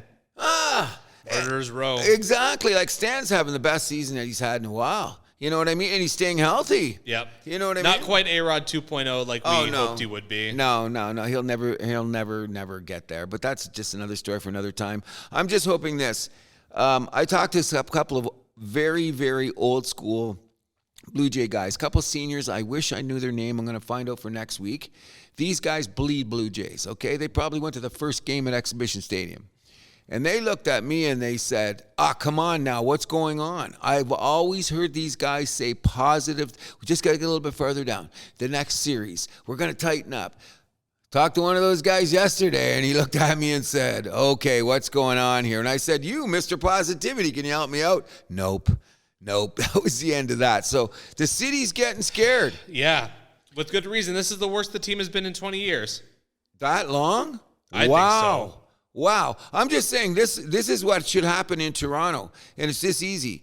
Toronto FC, if you guys are winning, you'd steal some thunder from the Jays a bit. The Argos might, though. The Argos might be the one. That's what we're saying. And this is just a killer because we said since the beginning of the season, please don't do this. But they doing it. Anything else you want to say around the league? No, I just want to move this along. Okay, before we go anywhere any further, I just want to shout out one more time. I think that we're going to have Mr. Kevin Pick in for our midseason baseball thing. He's around All-Star break? Yeah, an All-Star break, and he's going to come in there. We're thinking about maybe trying to do another San Fran show because they've been asking me about it. I said that's up to you. We're going to figure it out. But most importantly at all, I got to I want to bring it up again. The MCM, the Matt Cruz Memorial. Mr. Pick has been doing an outstanding job.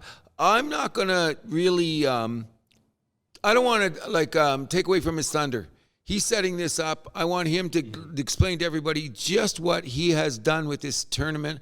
I can't say thank you enough. I think, Mr. Pick, you should shout out that Cassandra, Zach and Matt's mom, is also appreciating what you're doing. But we'll have you out for the baseball show, and in this way we'll go full on promotion for the MCM. And don't be surprised if we get a team out of the house that happens. All right. Okay. We'll move this along to Euro 2024. The group stage is on the books now, and we are moving on to the next chapter, which is the knockout stage. And we have a very lopsided bracket, do you want to say? Okay, you would know better than me, so let me ask you this. Well, the minute I saw Spain, Germany, Portugal, and France all on one side of the bracket, and Italy over here, it's like, I never said anything. That's you. You're bringing that up, not me. My point is this. I want to ask you this because you're way more schooled in this than I am. But I bet you I've watched more Euro than you have this year. This year, yeah. No doubt about it. I think it's been a solid tournament. Agreed. It has, all the tournament. I believe it's the first major championship for soccer where all the teams have gotten at least 1 point. Georgia made it. Georgia has the top scorer in the tournament so far. Oh, that kid's good. Yeah. He good. I forget his name, but he good. He's very quick as a cat, eh? Oh, yeah. Quick as a cat. Remember George's Mikaudaze. I can't say his name, too. I just know God bless him. He's got rabbit feet, and he gets into those open spots, and he's got a rocket for a leg. What more can you ask for, right? Like Georgia, are they not the surprise of the tournament?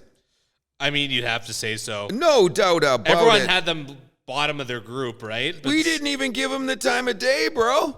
I know, shame on us. Exactly. We did not give them a time of day, but they ended up with 3 teams, didn't they? They ended up with 3 teams in the knockout anyway, didn't they? Because Portugal went on. Portugal looks up. I predicted A, B, C, and D would have the third place. Ended up being C, D, E, F. C, D, E, F, yeah. Croatia, the biggest letdown. Oh, this but tournament. you should be glad that they let them down. Because remember, I was there. You should be glad they had the letdown. Oh, believe me, I am. Because they were the ones that you just said. And you know what? Croatia, although if Italy would have blown that game, I think they still would have made it. They would have captured the last third place spot. They were in line for it. Yeah, they had the numbers to do it, so we can't really say yes or no about that. Oh, no. Where did I go? Knockout stage. Here we go. Okay, I just want to talk about a couple of things that I thought were very, very interesting. The rivalries between countries is real as World War II. Welcome to UEFA. Oh, my God. Like, let's just be honest about that. These teams genuinely hate each other. Oh, yeah. Just genuinely hate each other. So when I'm looking at the bracket, and we're going to go down here, okay? First of all, Spain can't lose to Georgia now. No. That just can't happen. No. Big shout out to Georgia, though. Honestly, absolutely. God, we gave them nothing. Next. And, oh, by the way, who ended up going home out of that division? The Czechs. Yeah.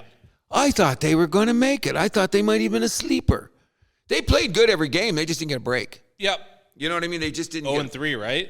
0-3. No, sorry, they drew against Georgia. Yeah, they drew. But, and every game was close. Yep. They just didn't get the break. So, right off the bat, what we're going to talk about, because they're going to start by next week. It starts all next week, what? Wednesday, Thursday? On Saturday. Oh, it starts on Saturday, yeah. June 30th, okay? So Italy, Switzerland, the first knockout stage. Is it really? Yep. Okay, so let's get 12 p.m. Let's put a little thing down here as we're discussing what the knockout is and deciding who should have been there and who shouldn't. I felt bad for Czechia, but my boys from Belgium ended up getting in. They did. And who else got in from that division? Romania, who's a bit of a surprise, and Ukraine. And the Ukraine. Ukraine's good, playing good ball. They came out remember that. Oh, sorry, they didn't. They did not. No, they didn't. No. Not Ukraine. Slovakia. They're the surprise. Second biggest. But that group, all 4 teams got 4 points. How much more easy Amazing. can you get? But they had some of the best games too. Like those guys fought, you know what I mean? And that's super cool. Slovakia had some of the coolest plays and goals to sneak by. They're a sneaky good team. However, let's take a look. Let's be real about this, okay? Who's Slovakia playing again? England? Wah, wah, wah, wah. What if they upset them? The English It's possible. The English have not looked like no powerhouse. No. It looks like they've passed their peak. Like Euro 2020, that looked like that was going to be their time to finally win a championship here. But because last World Cup, they didn't really do anything either. I thought they'd show up because the World Cup before that, they made it to the semis. So it was but it was at the World Cup they got knocked out in the first knockout round, right? Yeah, they got knocked out early. Yeah, that's something like that. So as we go down the board, I'm going to... Let's take this each side of the bracket. Okay, that's what I'm saying. So I'll start Spain-Georgia. We're all expecting Spain to win that. One more time, shout out to Georgia. You've had a great tournament. If you lose to Spain, go home with pride. Yep. Because they're the surprise of the tournament, but I am taking Spain. Yeah, I am taking Spain too. And the winner of that plays the winner of Germany versus Denmark. This could be the trickiest game of the tournament in this regards. I don't think Denmark has showed us their best game yet. Yeah. They got 2 ties, didn't they? They did, but... Yeah, they should have won either one of those games. Both of those games they should have won, and they were just goofy. You know what I mean? 3 draws. They drew all 3 of their matchups. Yeah, whatever. Yeah. And they should have won all 3. They just didn't know how to finish. They were doing that freaking compulsory. That's also their style, too. I think Germany's going to poke through. I could see Germany winning this game 2-0. I can, too. Germany doesn't tend to blow games early on like this in the tournament. It's just in their home country as well. I was just going to say that the support there will be insane. I think we see a Spain-Germany quarterfinal. Oh, isn't that what the world wants? That's what I want. Okay, there you go. Anyways, a big shout out to Denmark for being there because when we talked on the other show, me knowing nothing of anything, I thought that Denmark would have got a better draw. You know what I mean? I like they would have been higher somewhere that they wouldn't have to get their first match against Germany. Well, it's Euros. I mean, yeah, that's the way the cookie crumbles. Yeah. You know what I mean? But I really thought because especially when the first time when they let Slovenia score late, I said, okay, they'll learn from that. Nah. But they look good when they move the ball around. One of the best looking teams. They make the beautiful game the beautiful game. That doesn't always compute to wins. No. Okay. So. And then they can't do what they did to win Euro 92. So no, that's a long time ago. Yeah. They basically cheated the game, basically. Or cheaped it, I should say. They just passed it back and forth between the keeper and the... Oh, that was insane. I remember that now. So many people were pissed, eh? I can imagine. It was just insane. Well, even the goalie of that team said he was a little embarrassed that they won it that way. But still, it's not quite the World Cup. A team like that wins every once in a while, right? Okay, so we'll move this along. Portugal, Slovenia. Portugal, I know they didn't play well, Georgia, that last game, but they already had the group 1. They're going to beat Slovenia. But they looked a little lethargic in the games they played anyway.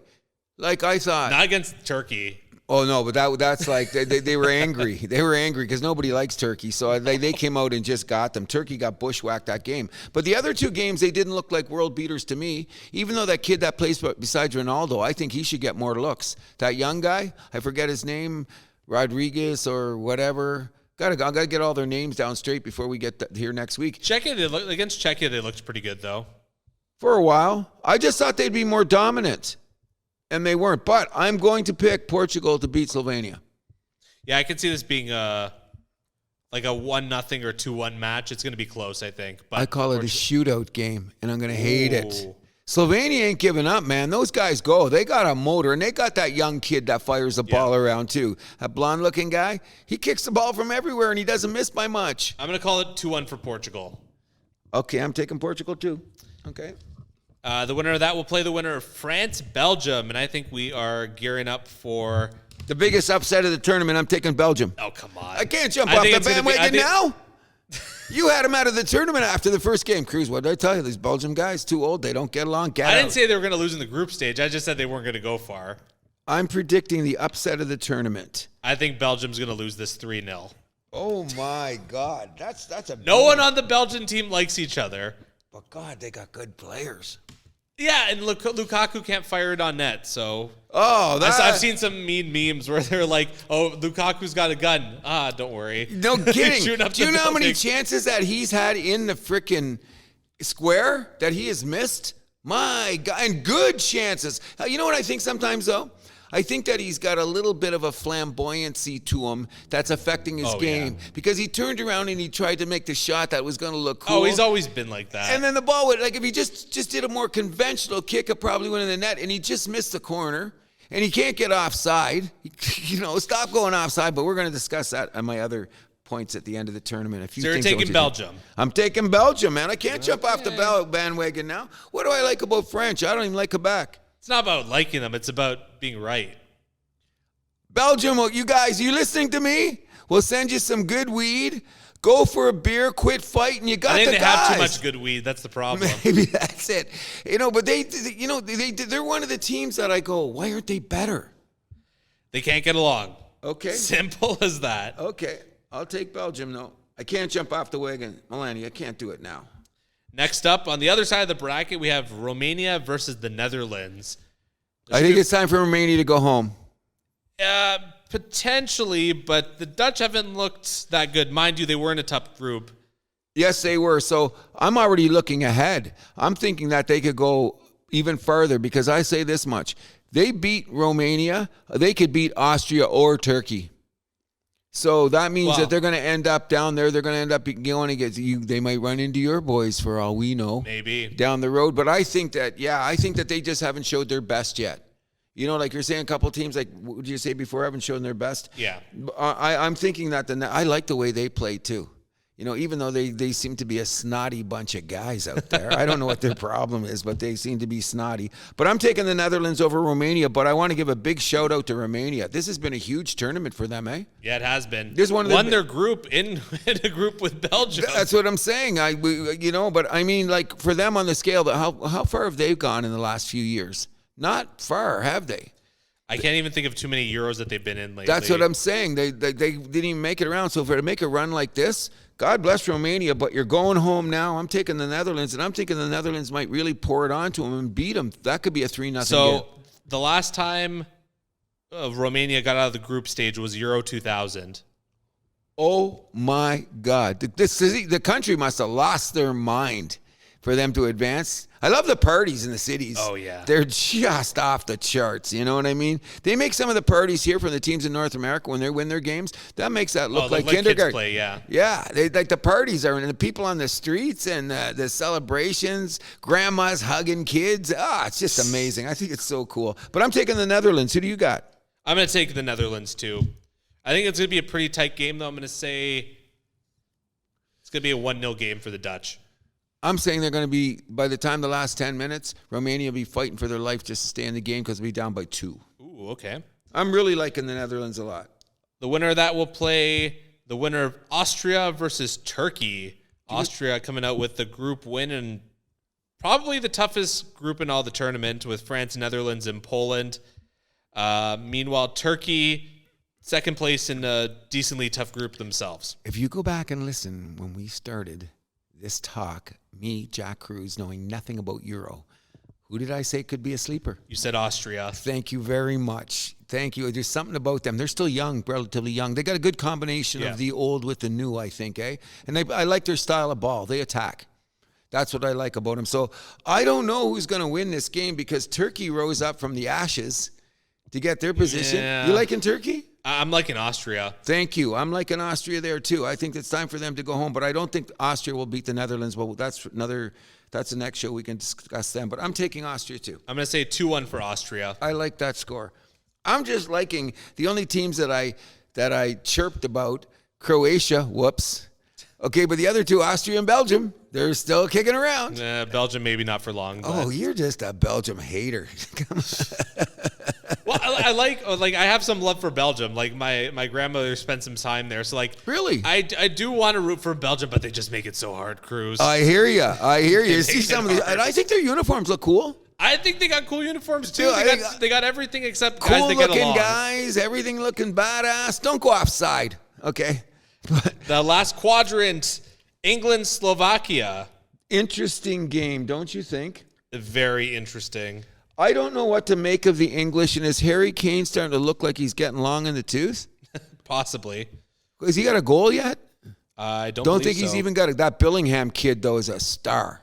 That's a star. He like, and maybe he'll rise up with the two of them. You know what I like about England though? Their back end is strong. Their back end is that is their strength. Yeah, their back end is unbelievable. They played some of the reason that they didn't lose some of those. A good keeper too. And a good keeper. Like their back end is solid. I'm impressed with that. But I'm going, where's the scoring, guys? You know what I mean? Like sometimes Kane is invisible. A lot of the times too, I think their play style is what bites them. But why? Because it's just too pedestrian. Defensive. Too conservative. I should say. Yeah, that's what I say. Whatever, pedestrian, conservative, whatever the case may be. That serves them well in the round robin stage. That will not serve them well in the knockout stage. We remember what happened 3 years ago against Italy. They got that goal in the second minute, then they just sat back and penalties. Yeah, you're right. But anyways, I'm taking England to get out of there. I'm going to take England too. You know, I think it's going to be a much closer game than I than think the English so fans too. would like. That even might be a shootout, and if they go to a shootout, guess what? England, you go home.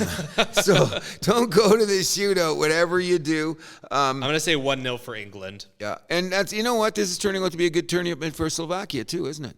Yeah. They got here. They got here, and they were like borderline. From all the experts I seen on TSN, they were called the borderline team because they're young. But this bodes well for the future for them. You know what I mean? But England.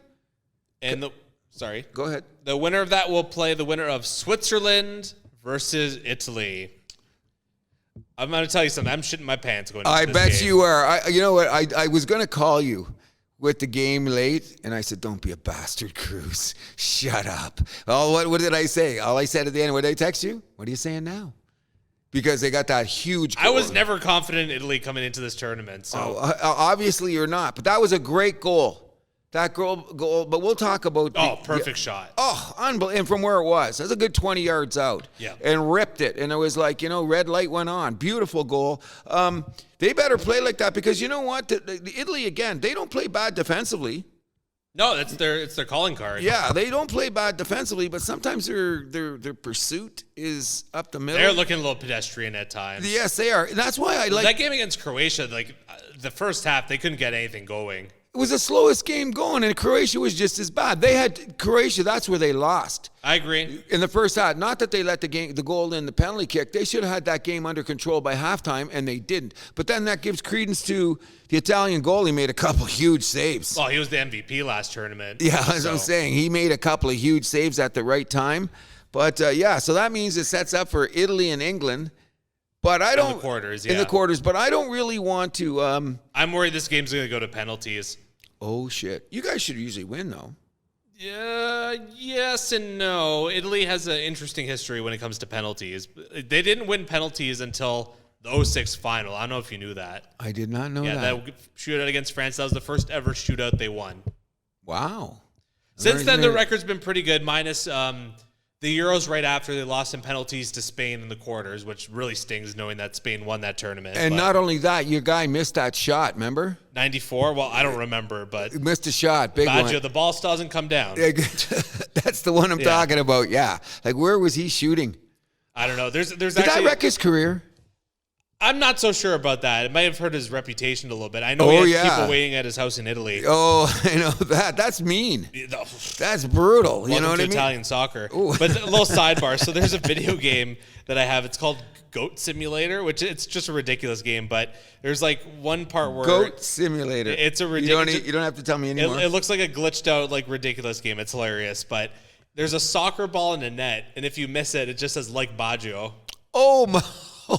And if you get in, it says like Zlatan, which and he was such a scorer at that time. I believe he won the gold ball of that tournament. He was unstoppable. Oh, yeah. Except that the penalty, one, yeah. Like, what was he thinking? Italy doesn't get to that final without him. No doubt. No doubt about it. But this game, I mean, Switzerland, they've been giant killers in the past. They took out France in the opening round of the Euros last time. Yep. Yep. I don't know. Switzerland's been playing, I would say, how would you put it? They're never out of the game. Exactly. They've never been out of the game, and they've been playing good ball. But I don't see them beating Italy because I think that you guys will suddenly rise up and say, let's go, because the smell of England's going to be just amazing. Okay, I would like to say yes, but I'm very nervous for this. I'm going to say Italy because I have to. Yeah, I sort of have to worry about that. I could see this being like a 2-1 game. Yep. Well, or maybe shootout. We don't know. We'll get to that. Anyways, just want to talk about some of your observations of the tournament so far. It's been great ball. I mean, it's the thing about UEFA, though, knock on it, is that every team kind of plays some variation of the same style, basically. But it's been very exciting. Upsets, obviously, which you love to see. Every team's been competitive. This has probably been the most competitive Euro that I can remember. Usually there's a few teams in there where you're like, that's good, because I'm not an aficionado by no means. Like, this is the most I've ever watched a soccer tournament in my life. I'll be honest, but I've watched them a lot, and I'm doing the hockey thing with soccer. Can we hear rewind? What was he doing? Why was that guy standing over there? The thing that I don't understand about soccer, my observation is this. Why don't those guys, when they kick it forward, run back to the center to kind of help, or do they just cherry pick? And then sometimes they're offside. You know, it always seems like one or two guys. One of the teams I noticed that was Belgium was doing that. That's why they got in trouble. I think it's the reason that Croatia didn't win, because they were trying to cheat. You know what I mean? And then when the break goes the other way, the other team will set traps for you, right? Oh, yeah. Romania was a master. Outside. Yeah, Romania, especially when they won the 3-0 game against Croatia, that was the master trap game. I didn't understand the trap thing till that guy, that's the English guy or the Irish guy on TSN. Right. At the halftime, he described the trap that Romania set on one of the goals.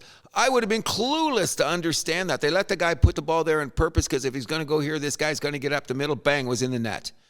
You know, it was really cool to understand the minutia of the game. That's what I'm getting at. Oh, yeah. Okay, that's what I'm getting at. Now, I will say this. One of the things that always bothered me about soccer was the flopping. I think that the flopping has been at a minimal. Yeah, well, because now they'll give you cards because they have the video referee, right? Right, okay. So you can catch that shit a lot easier. Okay, that's probably that's another thing I wasn't paying attention to. That's probably a reason, because I've seen tournaments back in the day where I've gone, holy cow, what's going on here? You know what I mean? But there's been less flopping. And another thing is, I really appreciate the fact is they're not all screaming at the referees all the time. You know, there is the odd guy that runs over and he looks at the referee. Oh, because you'll get carded right away for that too. Which is the way it should be. But I see guys look at the referee, they say two words, and they keep on moving. Not like back in the day, like when Zidane would play in France, and he'd just walk up to the ref and say, oh, fuck your mother, or some crazy shit. Remember him? He was nuts, you know? He's just nuts. But you know what I mean? The look on his face was like, oh, my God. And then he was a great player, though.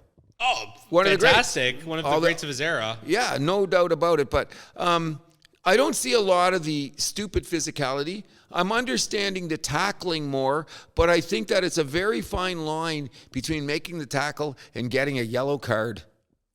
Oh, sure. It is. Don't you notice sometimes? And sometimes when you show it, they bring it back because they see the replay. The guy did get to the ball, because I guess basically if the guy gets to the ball first and then the guy wipes out, you're good, right? Sure. But if you take out his legs, I agree. You gotta get a yellow card.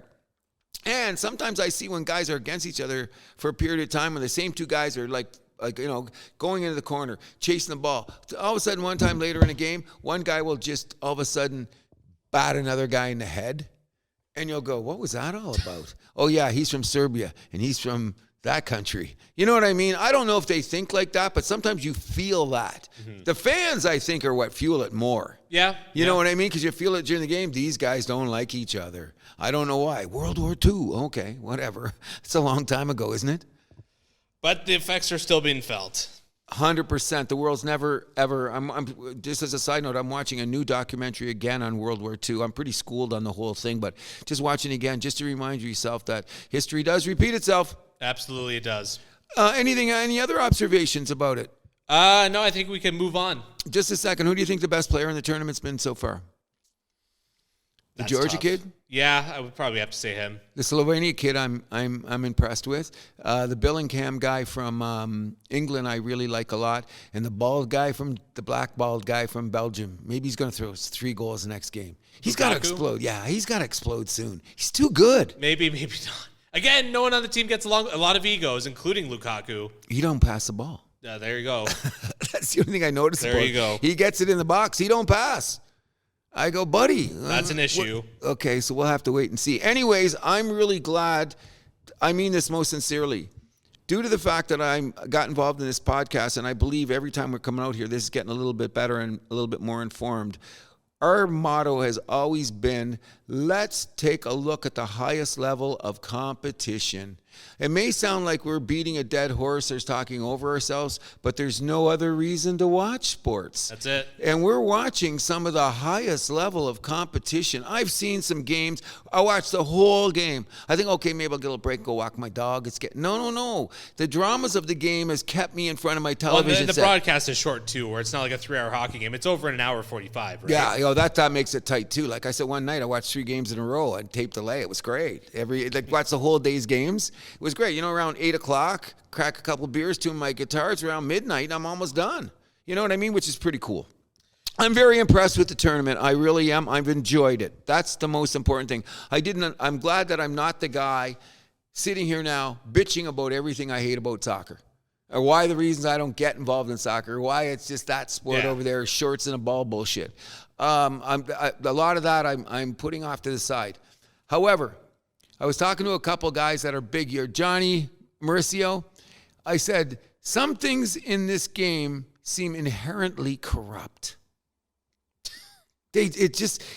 I'm like, buddy, this, when they decide the random injury time. It's not random, though. The referee is timing it. I hope he is. And how come the announcer goes, I think it's going to be 7. I think it's going to be 9. Did you check the thing? And they come out, it's 8.5. No, it's not. It's never 0.5. I know, I'm joking, but I'm saying I get confused about how they determine. Like, why don't they? Well, that guy's laying on the ground like an idiot. Stop the clock. But that's why they added on. But I'm not. You say, is that accurate? Is that accurate what they add on? I find so. I think that I could see gamblers around the world pulling their hair I don't know. out. This has been a thing in soccer for a long time. For the history of the game. Not really, but this is like 60s, 70s, I think they added it on. Probably because before it was worse. Agreed. I agree, because then guys could do shit to fuck the game up. Clock, yeah. But what I'm saying is that what happens in here, when you grow up on a sport, there's certain things you accept about the sport because you watch it so long.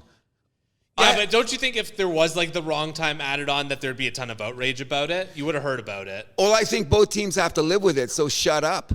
That's how I look at it. But that's not how sports works, is it? Guess not. I just get weirded out. If there's a controversial time decision, you'll know about it right away. I agree. So that's why some of my argument is pretty mute. It's just something that bothers me on a personal level. But understanding that is a part of the game, since before I ever thought about watching about it, it's something I have to adjust to. Just like the other thing I'm having issues with is some of the offsides. Like sometimes when they show you the replay, it's like a hand or a knee, or it's his knee. Or is it his hand? And it's so finite, even when they show you the video replay. I'm rewinding it 6 times and I'm still, was he offside? Well, they have better angles than we do at home, right? So. Great. And sometimes they show them and I just see, and sometimes it's like this, the guy's elbow's over. Like how, which I got to give him credit for, because that's technology and you can't get away with nothing. That's what I think is cool. But sometimes I just go, wow, that was weird on the offside. And I guess it's because my Belgium guys had more goals called back than anybody in the tournament. What does that tell you? A couple in one game. Yeah, but I think they had 4 called back altogether. Yeah. And then the other team had 2. I think the most had 2. So right. That just tells you I should just be getting off the Belgian bandwagon yesterday. That's what I've been telling you. I'm stubborn sometimes. That's all there is to it. To a great tournament. It's a great tournament. And from one tournament to another, speaking of corruption, we'll move to Copa America, where Canada played a couple games and most recently against Peru got their first ever win in Copa America and scored their first ever goal in the tournament. Jonathan David getting it done in the 74th minute of that one against a scrappy Peru squad. I think that I'm very happy with the structure of the way Canada plays. You know what I mean? I wish we had more offense, and I'm glad we got the goal, and that's probably going to kill us in the long run. But when you come out to play Canada, you better have your shoes tied tight. Yep. Argentina learned that. And they're world champs. So I haven't been watching a lot. I think Uruguay is a sneaky good team. I would say they're more than sneaky good. But okay. Are they? They're good. They're good. I love the way they play. Don't you notice that the styles, like if you watch it, the other night I watched Uruguay against Peru, I guess, and I just watched before the Denmark game. You can see the style differences from across the pond, North America and South America, like the styles are very similar. But then Europe, it's like night and day. A whole new game. I think it is. I don't know. Some people say it's like my buddy Mauricio from Chile, El Salvador, and all them countries down there. What he tells me is that they'll kill for a goal. Oh, yeah. They'll kill. They go, we don't give a shit. We'll kill you to get a goal. If you watch a lot of CONCACAF soccer with Canada, you see that a lot once they play like Panama and like. They will kill you. Like he says in his country, he goes, we don't care. Like, you know, if I have to break your leg to get a goal, I'm going to break your leg. I'm going, because it's a little bit more physical, don't you think? Yeah, that's way more physical. Okay, then that's not just me. A lot more tackling. Way more tackling. Elbows. And guys, it's like sometimes, you know, when those guys go down, I go, is he hurt? You know what I mean? Because sometimes I'm not. Like sometimes in the Euro games when they go down, you're going, well. Yeah, stop it. Yeah, but then when you see the Copa games and those guys hit, someone hurt. Someone had to hurt there. We should do a shout out before we did that guy that got injured. What team was it? Was it the Netherlands? One of the guys got carried off the field in the Euro. Felt bad for that guy because at first it looked kind of weird.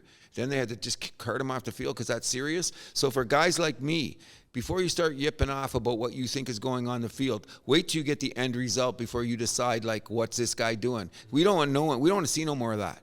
You know what I mean? That was the only down thing I seen in the whole tournament. You know, and I was the first one to say, okay, what's this guy doing? Then they bring out the stretcher and carry him off. I go, oh boy, my heart fell for him. And you know what I mean? I immediately eliminated any talk about what I'm going to see when a guy falls for the rest. Since that injury, every game I've seen, I've not questioned these guys down till I see the replay, the yellow card, or what's going on, because it's not for me to decide how that guy's feeling or what the injury is. But then we'll get back to what we see in Copa America. Death. Carnage. Pretty much. Roadkill. It's just crazy. But it adds to the game. There's an entertainment factor. Wait till we get to the knockout stages of Copa America. I can't wait. Really I can't wait. As I'm going, that's going to... And it's funny, Johnny Mav, you're listening. Oh, by the way, happy birthday, buddy. You turned 29 again. He always said to me, he goes, Cruzy, I'm sitting here going to have a bourbon and just wait to the knockout round. Nothing else matters to me. You know, and I go, really? He goes, yeah. He goes, I watch more of the games in Europe because he knows the teams more, but he goes, Copa America. He goes, doesn't start to the knockout tournament. Come on. Basically. And I went, whoa, okay, we're going to wait and see.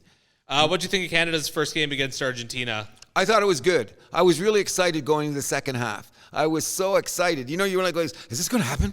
Is this going to happen? Are we going to get a tie? Where's going to go? And then Argentina put 4 minutes into the second half, put the hammer down, and then Canada was lucky to get to the half, get out of the zone after that. You know what I mean? Well, that's a learning experience. Nothing. I don't believe in moral victories or any of that bullshit. I'm not going there. But they played their heart out, and they just lost to the better team. Agreed? Exactly, and they held their own pretty well. For an extended period of time. It's just that when they came out in the second half, these boys say, Canada, we love Toronto. Good-looking girls. Montreal, good city. Go home. Bye. Not here, yeah. Not here. And it's a shame, did you tell me, if we do get to the knockout, we run right into Argentina again? In the semifinals. That's the way the tournament lines up. Okay.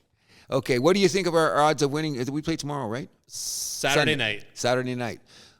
Like you said. Chile. I think we got a good chance. Well, as you explained before we got on the air, you said, hey, listen, we did this to Peru. We were competitive against Argentina. We got better than a 50-50 chance. And we win. We need a tie, right?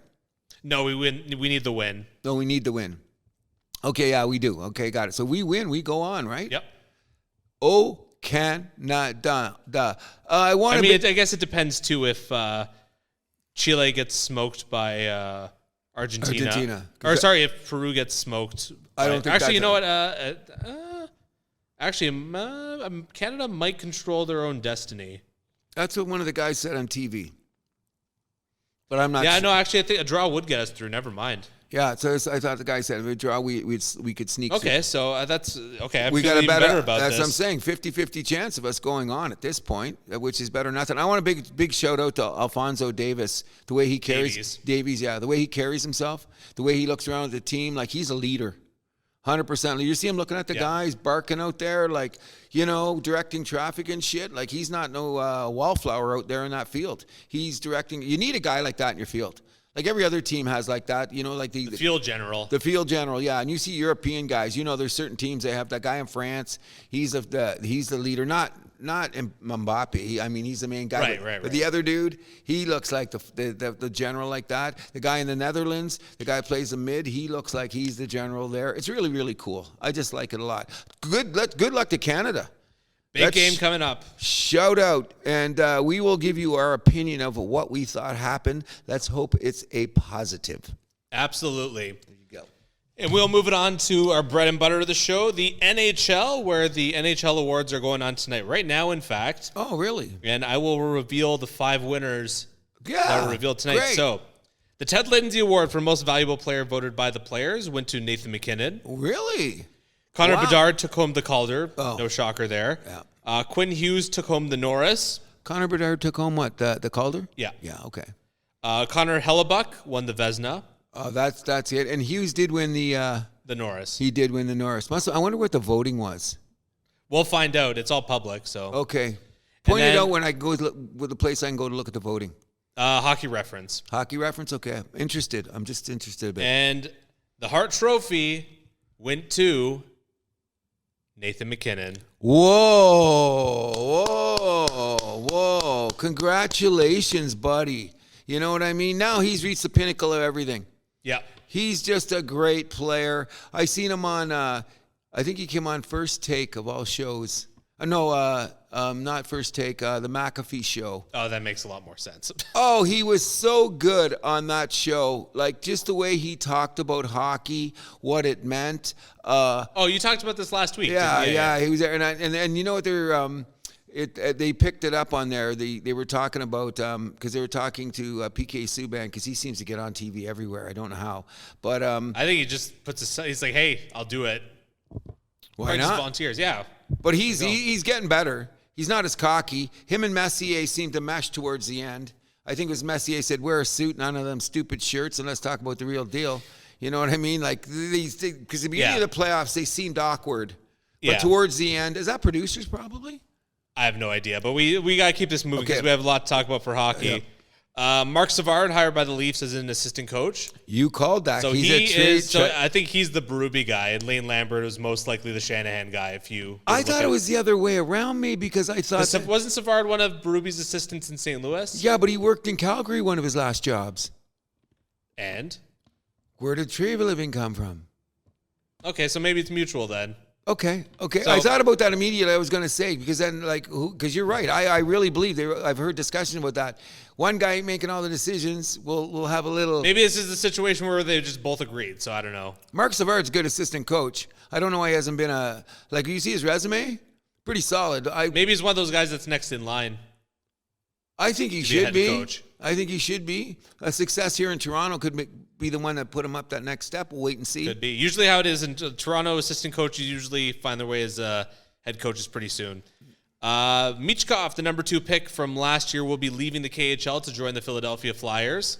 Did he have to buy out? How did he do it? He probably did have to buy himself out of his contract. I believe he had 1 or 2 years left. Yeah, that's an interesting, considering Putin and the Russian situation. Philadelphia is just, I bet you they got the freaking boat ready at the airport, waiting at the airport for the guy, bringing him in. Good hockey player, though. I'm excited to see him in the NHL. So I've seen his KHL highlights. Good hockey player. Yep. Good skater. Very good. Good at it. It'd be a good addition to Philadelphia, even though I hope they lose every game. But, it's better for the game. Absolutely. The better games we can get here. But go on. Sorry. A few retirees to mention. Andrew Cogliano, who will be joining the head office in Colorado. God bless him. Woodbridge native. Shout out. Yep. Derek Brassard also retiring. Yep. Well, he had a long, weird career. It's played with 37 different teams. Was it 37? I thought it was 42. Okay. Glenn Sather also announcing his retirement. God bless Glenn Sather. It's about time. What's he pushing, 80? Not a youngin' anymore. No, and God bless him for the amazing career that he has had in his time in hockey. And you know what he was when he played? I remember when as a kid he was a player. He was just a sneaky, dirty grinder. I've heard that about him. Sneaky, dirty grinder is all he was. But he left his uniform on the ice every game. I never liked the guy. I thought he was a little sneaky, dirty for mine. But he earned his keep. And then to go on to be an executive of this level, congratulations. I hope that, Mr. Sather, I hope you have a long, healthy, and joyous retirement. One of the best executives that this game has ever seen. Ever. Arizona Coyotes. The land auction was canceled for the proposed land for the new arena. Welcome to Utah. Bye-bye. Well, the team was already in Utah. Yeah, but bye-bye. They return. Bye-bye Alex Marullo, at least. Because he has given up his rights to the team. He may still have the rights to the IP and the name Coyotes. That's still a little bit up in the air. No one knows what that situation is. But the big winner here is Gary Bettman because he got Alex Murillo out of the league without a lawsuit. There you go. Bettman did something good. Although I heard he wasn't happy that the news got out before the finals was over. But finals went too long, Gary. What are you going to say? Couldn't keep it under their Blame hat. ESPN for that. Okay, so before we get any further with that, I just want to ask you, what's the odds of Phoenix getting another team in the next 100%. 10? Wow. I think the fact that Murillo's out now, I think that speeds up the process potentially. What do you think? We're going to get another Utah-type owner that's going to come in and like start from the bottom again? I think that's what they want. Wow. You think they'll get a team that quickly, eh? Ooh, sorry, Quebec. Sorry, Quebec. It'll be Arizona and Atlanta next 10 years. You're killing me. The A's. Isn't it A's for Arizona, Atlanta, and assholes that make that decision? Stop it. Hey, my name begins with an A, sir. You watch it. Whoops, I didn't mean that. We have exceptions to that. Sorry. I'll stick to Milani, okay? And your middle name starts with an A, too, so. Oh, that's true. I should consider. Yeah, but then we'll go with Milani because that goes with marijuana. That goes. Stop it. But anyway, don't tell that to my mom. But. Okay. Hi, Mom. Hi, Mom. Love you. Of course. John Cooper to coach Team Canada for the 2025 Four Nations Face-Off and the 2026 Olympics. Are we surprised? They were saying that they might be going with two coaches, one for each one, which I thought was weird. But so who was in the line? Paul Maurice? I have no idea who the other one would have been. I thought probably it was Cooper who's Colorado's coach. He would have been. Oh, right. What's his name? Yeah. Oh, we're having a blank. Yeah, he was in the talk too. Yeah. But I thought Cooper was a gimme. I think so. That's what the decision I would have made. Yeah, and you mentioned it on a previous show that you couldn't see anybody else but Cooper doing the job. So good call on your part. Makes the most sense to me. Didn't we have a couple of buyouts? Well, we'll get to that a little bit later. But the Hall of Fame made an announcement of the inductees this season. Pavel Datsyuk, Jeremy Roenick, who I did not think he would get in, but well-deserving, over 550 goals. Shea Weber getting in on his first ballot. I was surprised at that, but he's a Hall of Famer, don't you think? I think so, too, especially his contributions with Team Canada. And he was runner-up twice for the Norris. I'm not going to, why should that hold him back? That would have been ridiculous. Dragged the Montreal Canadiens to the Stanley Cup Finals. There you go. You know what I mean? There you go. Yep. Chrissy Wendell Pohl, wife of former Maple Leaf John Pohl. Natalie Darwitz were the 5 players named. Then Colin Campbell and David Poyle elected in the builder category. Colin Campbell, I think, should have been a long time ago. For his work in the league, yeah. Yeah, he should have been a long time ago. He's a worthy Hall of Famer at this point. If you look at his resume. 100%. When I heard his name come up, I thought he was already in. I would have thought he was already in. He was a surprise name to me. I thought, oh God, he was already in. But you know what? The Roenick thing is, you know what took so long? Because he was a schmuck. Yeah. I thought he might never get in because of that. Really? Yeah. Kurt Schilling situation? Yeah. Yeah, but he got 500 and some goals, man. 550, I think. Yeah, and how many big games did you see him playing in Philadelphia and Chicago? Phoenix. And Phoenix. High leverage situations where he was the man or scored the play. You know what? I was good, bad, and indifferent about Roenick because I hated him when he played with the Flyers. I'm sure you could guess why. I understand completely. The bottom line was he streamlined his game a little better in the fact that when he came in, he had that chippy dirtiness to him that took away from his scoring prowess. Well, because he's a small guy, right? He's thick. He's thick. Yeah, but short. 5'11". My height, my short. He was a little skinny guy when he first came into the league. But he built right? up. He bulked up. I just think he had a great career. I think he's a crazy ass character. I think I love JR. Yeah, and I think that he should be more on television as a commentator. But I think it's he fucked himself over there. You can't be a loose cannon all the time. Be careful what you say about especially people. When talking about your coworkers. Oh, gee, you know what I mean. And you know what? Not only talking about them in the manner in which he did. Who's going to work with you, buddy? Yeah. But he thought he always had the biggest dick in the room anyway. That was just his thing. That's the way he played. But congratulations to him. You know what I mean? I was never the biggest JR fan, but I appreciated his hockey acumen. He belongs in the Hall. I agree. Bet he's throwing a party, eh? Oh, for sure.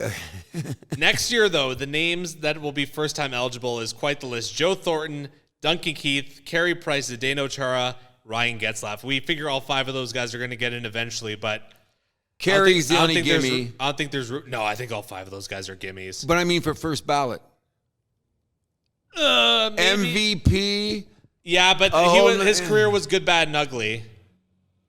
How many times was he in his national team credentials? Agreed. I would say Chara is the only. Chara, I would put the top of that list, honestly. I'd take Price. I'd rather Price than Chara. I don't even like Chara, but he's going to make it. Okay, so that means who are the guys again? Thornton, Keith, will be got to be a first balloter. So it'll be those 3. It'll be Price. Thornton doesn't have the cup though. So Getzlaf will get over him. I'm saying he might be at the bottom of that list. At the top of their games, I'd rather have Thornton and Getzlaf at their prime. Agreed. At the height of their careers. So that might be a drop. Well, that's what I'm saying. Like I would put Thornton number 4. 3 of those are going to get in first ballot. 3. So who are you saying? Who are your 3? Keith and Chara for sure. Over Price? Yeah. You have hater. Good, bad, and ugly. I'm with you. There was maybe like a 3, 4, 5 year stretch. Carey Price was the best goalie in the world, and like no one was even close. Agreed. But there was times when Carey Price was like, he was struggling to keep the starter's job. Shouldn't have been hanging out with Subban.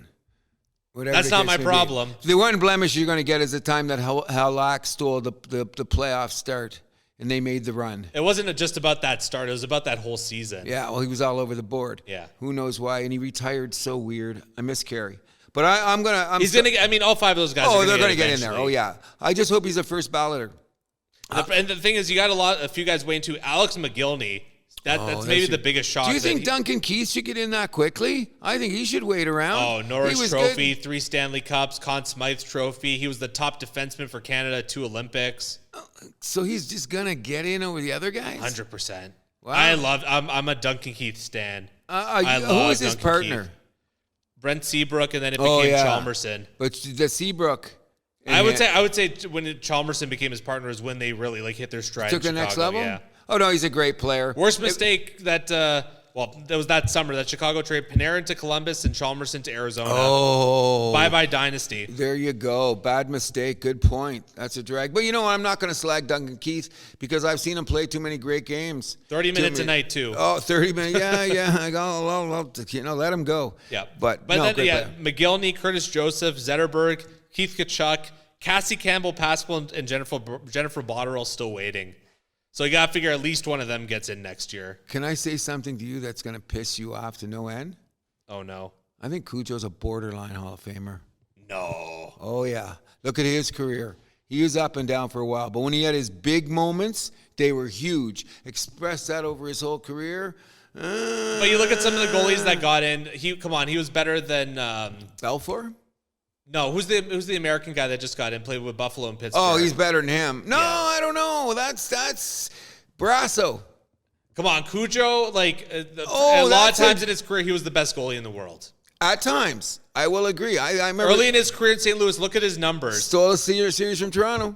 That famous series, St. Louis and Toronto. Remember? Toronto won that series. Didn't he beat them once, or did he beat Detroit? Remember one series he stood in the head? He won a series he shouldn't have. Those were the ones with Edmonton. He beat Colorado and they beat Dallas. Oh, right. I forgot he played over there. There you go. Okay, the 4 years he played in Toronto were legendary. Oh, no doubt, and that's what's going to get him in. With this media, a runner-up twice for the Vezina Trophy. No cup. Olympic gold medal. Carey Price got one. We'll be arguing about this for a year. I'm not arguing with you about Carey. I'm not arguing. Okay. I'm not arguing with you about Carey Price. He's a Hall of Famer. I'm saying Curtis Joseph is one too. I'll dig into that a little bit different. I never had a problem with Cujo. I love the guy, but I'm saying, is Belfour in yet? Yeah, he is in. Yeah. So I think his name belongs right there with Belfour, Waugh, Brodeur, Hasek. Cujo's right there. Wow. Okay. Look at the numbers. Okay, I'm going to. I thought he got a bad rap in the end when Toronto didn't do that to him and he slipped off to Detroit. I thought Toronto gave him a bad rap. I don't know. I think his ego was hurt because Pat Quinn went with Brodeur at the Olympics. Yeah, there you go. And then everything unraveled after that. So yeah, went to Detroit was not the same. No, agreed. Still a great guy. Yeah, I love Cujo. Love Cujo. I loved when he came back too. Yep. 4 rule changes for the NHL announced for next season. Yes. So a puck out of play now can be challenged. I love this. The over the glass. Yeah, it's about time. But if you get it wrong, it's a 2-minute minor. I think that's the right way to do it. Enough guys with video cameras around quick enough, that should be a solvable problem within a minute. I think that's perfect. Yeah. If a goalie dislodges the net, the defensive team can't make a line change, so it's treated like an icing. I think that's fair because the goalies were taking way too advantage of this. I love that. Yeah. That a quick elbow with the pressure? Come on. Just sticking your stick in there, yeah. Or stub their toe and it comes out. Come on, stop it. That's a great rule. You know what I mean? A few goalies were really taking advantage this last couple years. Oh, no kidding. It was brutal. After an icing, the offensive player can now receive a warning for moving too quick on the draw. Before it was just the defensive player. Oh. I like that. I think that's going to get messy. Don't go too quick on the draw then. It's going to get messy. They're going to be... I don't want to... You know what? It's one of the things I hate about the NHL. Waving guys out of the circle. Drives me nuts. Just drop the puck, ref. Sometimes he goes like this, they move at you. Get out. I don't know. Well, you also got to wait for the rest of the guys to get set too, right? I don't want to hear about a referee. Too many times I see guys get thrown out of the circle and I don't get it. But I'm not in there to see the whole thing at times. But sometimes you don't know what's said. Exactly in there. But sometimes some referees are a little bit, because they said there's a number. I'm going to look it up. They say there's some numbers. If you check on referees, I think I heard on NHL Network, some referees have a propensity like an umpire. You know, this is a guy quick to wave. You know what I mean? You know what I mean? That stats out there. That's the human element. That's why you don't want robot referees, right? That's right. Thank you. And the last one is a player sitting on a boards will receive a warning, and then if he continues, it will be a bench minor. We've talked about this. That should have been implemented like when Gretzky was playing. Yeah. Come on. Like this one was long overdue. I wonder why it takes them so long. The powers that be or the intelligentsia of the league took so long. Because look, they got right on this thing about the puck going over the glass. We got to change that. So they did that pretty quick. Why did it take so long?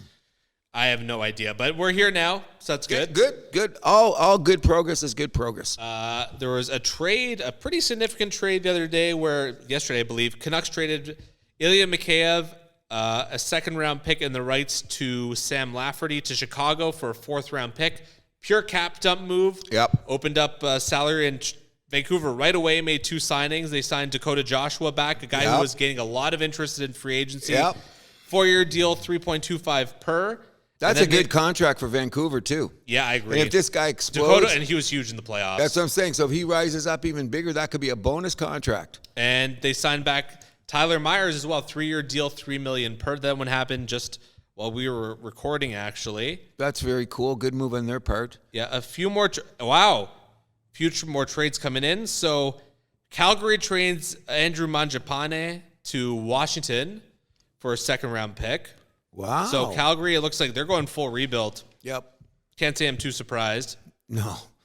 That core wasn't doing it. And San Jose moved up 3 picks in the draft. They traded Pittsburgh's first-round pick, 14th overall, and the 42nd pick to Buffalo to move up to number 11. Interesting. So they got their eye on somebody. T.J. Ginla? I doubt he falls that far, but... No, I don't think he will either. L.A. trades Carl Grundstrom to San Jose. So San Jose continuing to pile up players here. And then some buyouts as well. Ryan Suter. Yep. I don't know if it's official yet, but they're saying he's going to be bought out by Dallas. And then we're expecting Buffalo to buy out Jeff Skinner. Yeah, Skinner's bought out. And there's a third prominent guy. Jack Campbell. That's that one. No one's really said anything, but I mean, that's just like... That's common. You need half a brain to figure that out. Thank you very much. Yep. Yeah. But draft first round will be tomorrow night, actually. We're very much looking forward to that. 100%.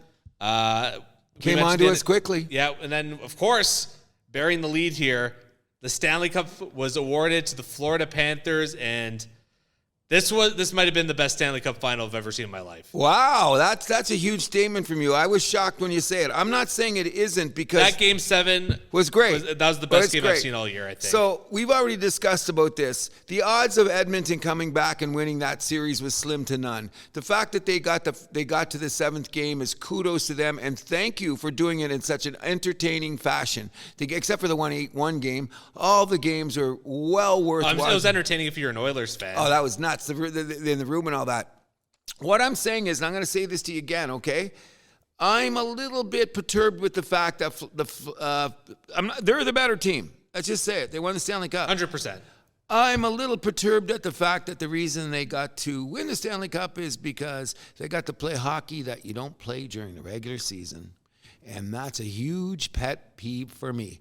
I'm going to tell you the this. Panthers always play you tough, though. Oh, I'm not saying they're not. A lot of teams around the league will play it tough too, but we were watching the game, and you have to admit, the first hit for the penalty when Buddy hit the guy in the head had to be called. The first penalty Edmonton got had to be. If they didn't call that, then it would have just been, let's just start swinging sticks and would have got out of control. Now, they let a lot go in that Game 7. Oh, my God. You think they did? Now, I call it as Brady, Mr. Darren Brady, we joked about all night, they were out-aggressed. Of course, there's no such a word. But I really thought that Edmonton should have hit some people back. They didn't hit back enough. They controlled a couple times. They really had control. Bouchard had a couple hits. Oh, yeah, he did. Well, he was one of the few ones. And Corey Perry tried to hit, but he just showed he's too long in the tooth now for that kind of a game. Oh, 4 finals losses in the last 5 years. Oh, basically, he's picking them up again. Coincides with like this crazy Florida team run in the finals too, which is nuts. Yep. It's nuts. Yeah. I thought it was a great game too. I thought the series was pretty damn good. I'm just saying this. Like I said, there was incidents during the game that I said it was game 52 or game 37. That box would have been a little bit more full, and that kind of irritates me in a way that I want to find a better balance. Let the flow of the game sort itself, right? Oh, and they did. I did, but there was a couple of serious infractions by Mr. Sam Bennett of all people, and he got away with them. And once they let the guy get away with it once, then Florida amped it up, and Edmonton didn't respond fast enough to the physicality of the game, and that ultimately led to their downfall, especially in a 2-1 game. You know what I mean? Like if it had been 4-3, maybe we're having a different conversation, but the game ended at 2-1. And the main thing that I thought that happened that got back to, you know how I've been saying it all along, Florida plays sideways, Edmonton plays up and down. And guess what? Florida said, we're going to play sideways tonight. You know what I mean? And every time that there was a sustained pressure by Edmonton, I found there was a big hit and blocked the center again, and then it took Edmonton too long to recover from that. Yeah. So in some respects, I think that Paul Maurice seriously outcoached Knobloch in Game 7, and I didn't have a horse in this race. I didn't care really who won, except I was hoping McDavid would move up just for that chance he's get there. Huge shout out to Paul Maurice. Yeah, he's the one silver lining that I'm happy about Florida winning this. Exactly, that's my. You saw the way you saw him with the cup. I loved what he said after, and he shouted out Winnipeg too, which is like I thought that was the classiest thing. Blew me out of the water. Like, buddy, you've already had a high standard of press conferences, being acceptable, having great quotes and context of everything's a game. He just solidified himself as one of the classiest guys in the NHL, and if anybody deserved that cup, then was him. Yeah. And did you see him hold that cup up? Did you look at that? I thought he blew his load as soon as that cup went up in the air. If you want to see glee, go back and look at the picture of that man's face when that cup went above his head. Give me a shiver. I said, that's why you play the game. Yep. Look at that, And he was so funny. He goes, yeah, things have changed around here. It's so good. I seen Sam Bennett smile for the first time in 2 years. I saw that. I fell off the couch. I'm going, that's the team. I was really, really... from a family point of view, you coming from a great family, seeing the old man coming down on the ice, very touching moment. That guy played how many years, never got nothing? Mm-hmm. You know what I mean? And now his boys got one.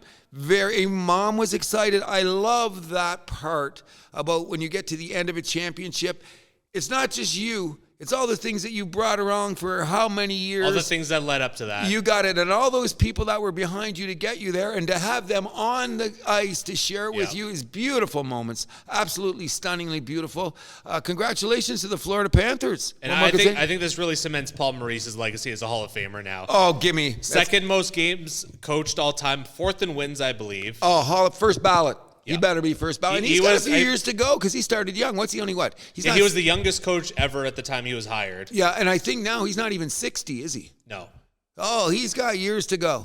He's got, God bless him. I still, it doesn't matter to me. I don't know how far back he is of Scotty Bowman for most games coached. It's going to be tough. That's going to be a tough one. But I will always blame you guys for this. I never understood how Toronto Maple Leafs ran Paul Maurice out of town. I know it's a media thing. 2 words. What? Richard Petty. Oh. Okay, we heard about that too. Maybe, you know what I mean? That whole dichotomy of what went on and what Maurice said. Oh, the Richard Petty era was a nightmare. Yeah, but and Petty just came on, I don't like you. Although Maurice, I think, had one line that I think haunted him here in Toronto. 2008, he was coach here for 2 years. 08, that was the year where like basically things, we didn't even make it close to the playoffs that year. No, everything fell apart. Yeah.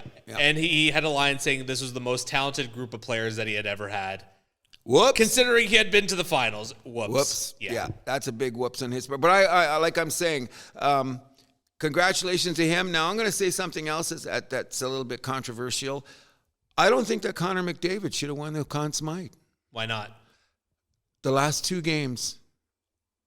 It's not about the last 2 games. It's about the whole playoffs. Okay, I got you then. And he broke Gretzky's assist record, a record we thought would never be broken. I give him credit for that, and I think he played very hard in the game. I'm not saying he slouched and stuff, but sometimes in the history of the game, and I do believe that Connor McDavid is one of the best hockey players I've ever seen in my life.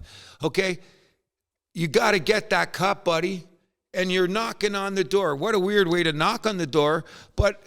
I think that makes his legacy stronger in a weird way. They got the Conn Smythe on a losing team. The Jerry West situation, or the Jaguar. Jaguar, yeah. Yeah, but he well, that was Jaguar. That was like a flash in the pan thing. McDavid, this has been sustained over his whole career, right? Unbelievable, Yeah. and I felt bad, but I always... And also, a thing to consider too is that the voters have to have their votes in by the end of the second period.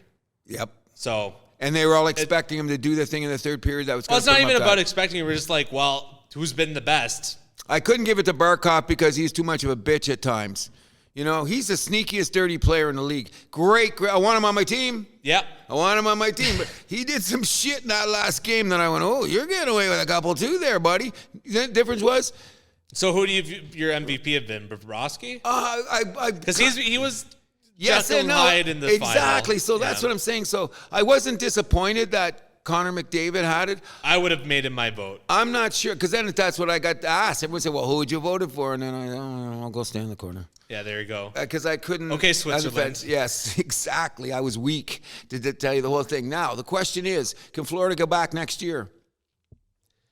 I'm going to say no just because of how tough it is to go back-to-back.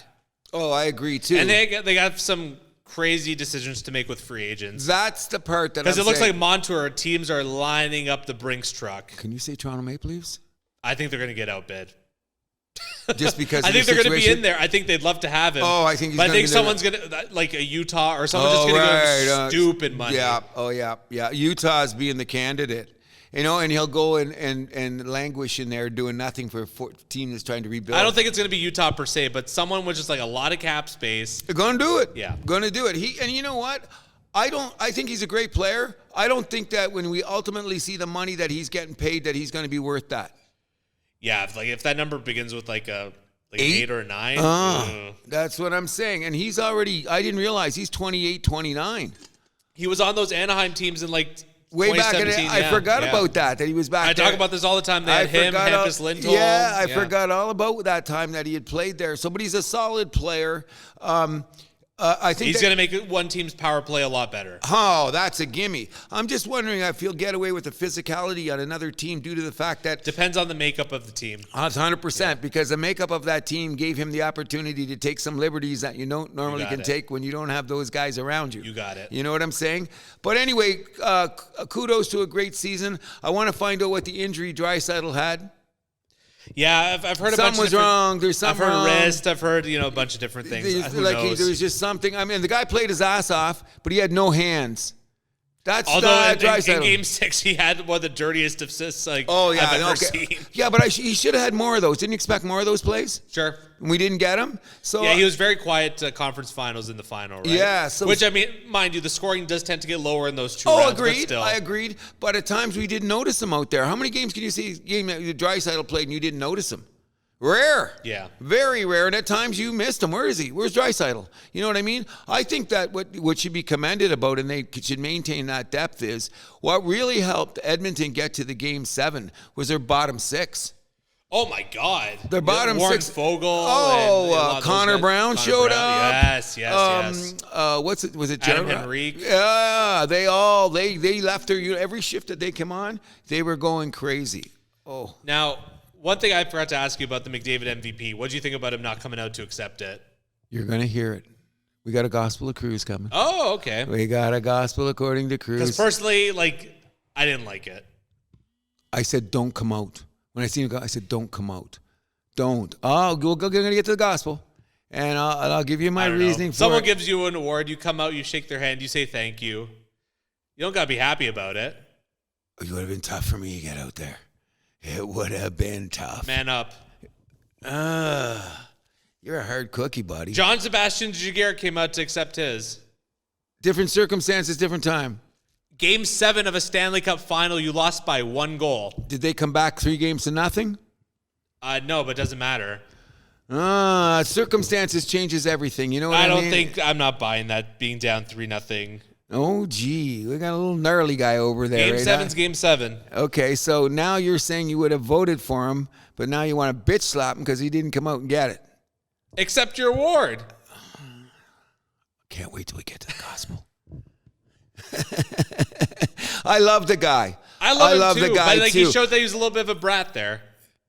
I beg to differ, but we'll get to it. I beg to differ.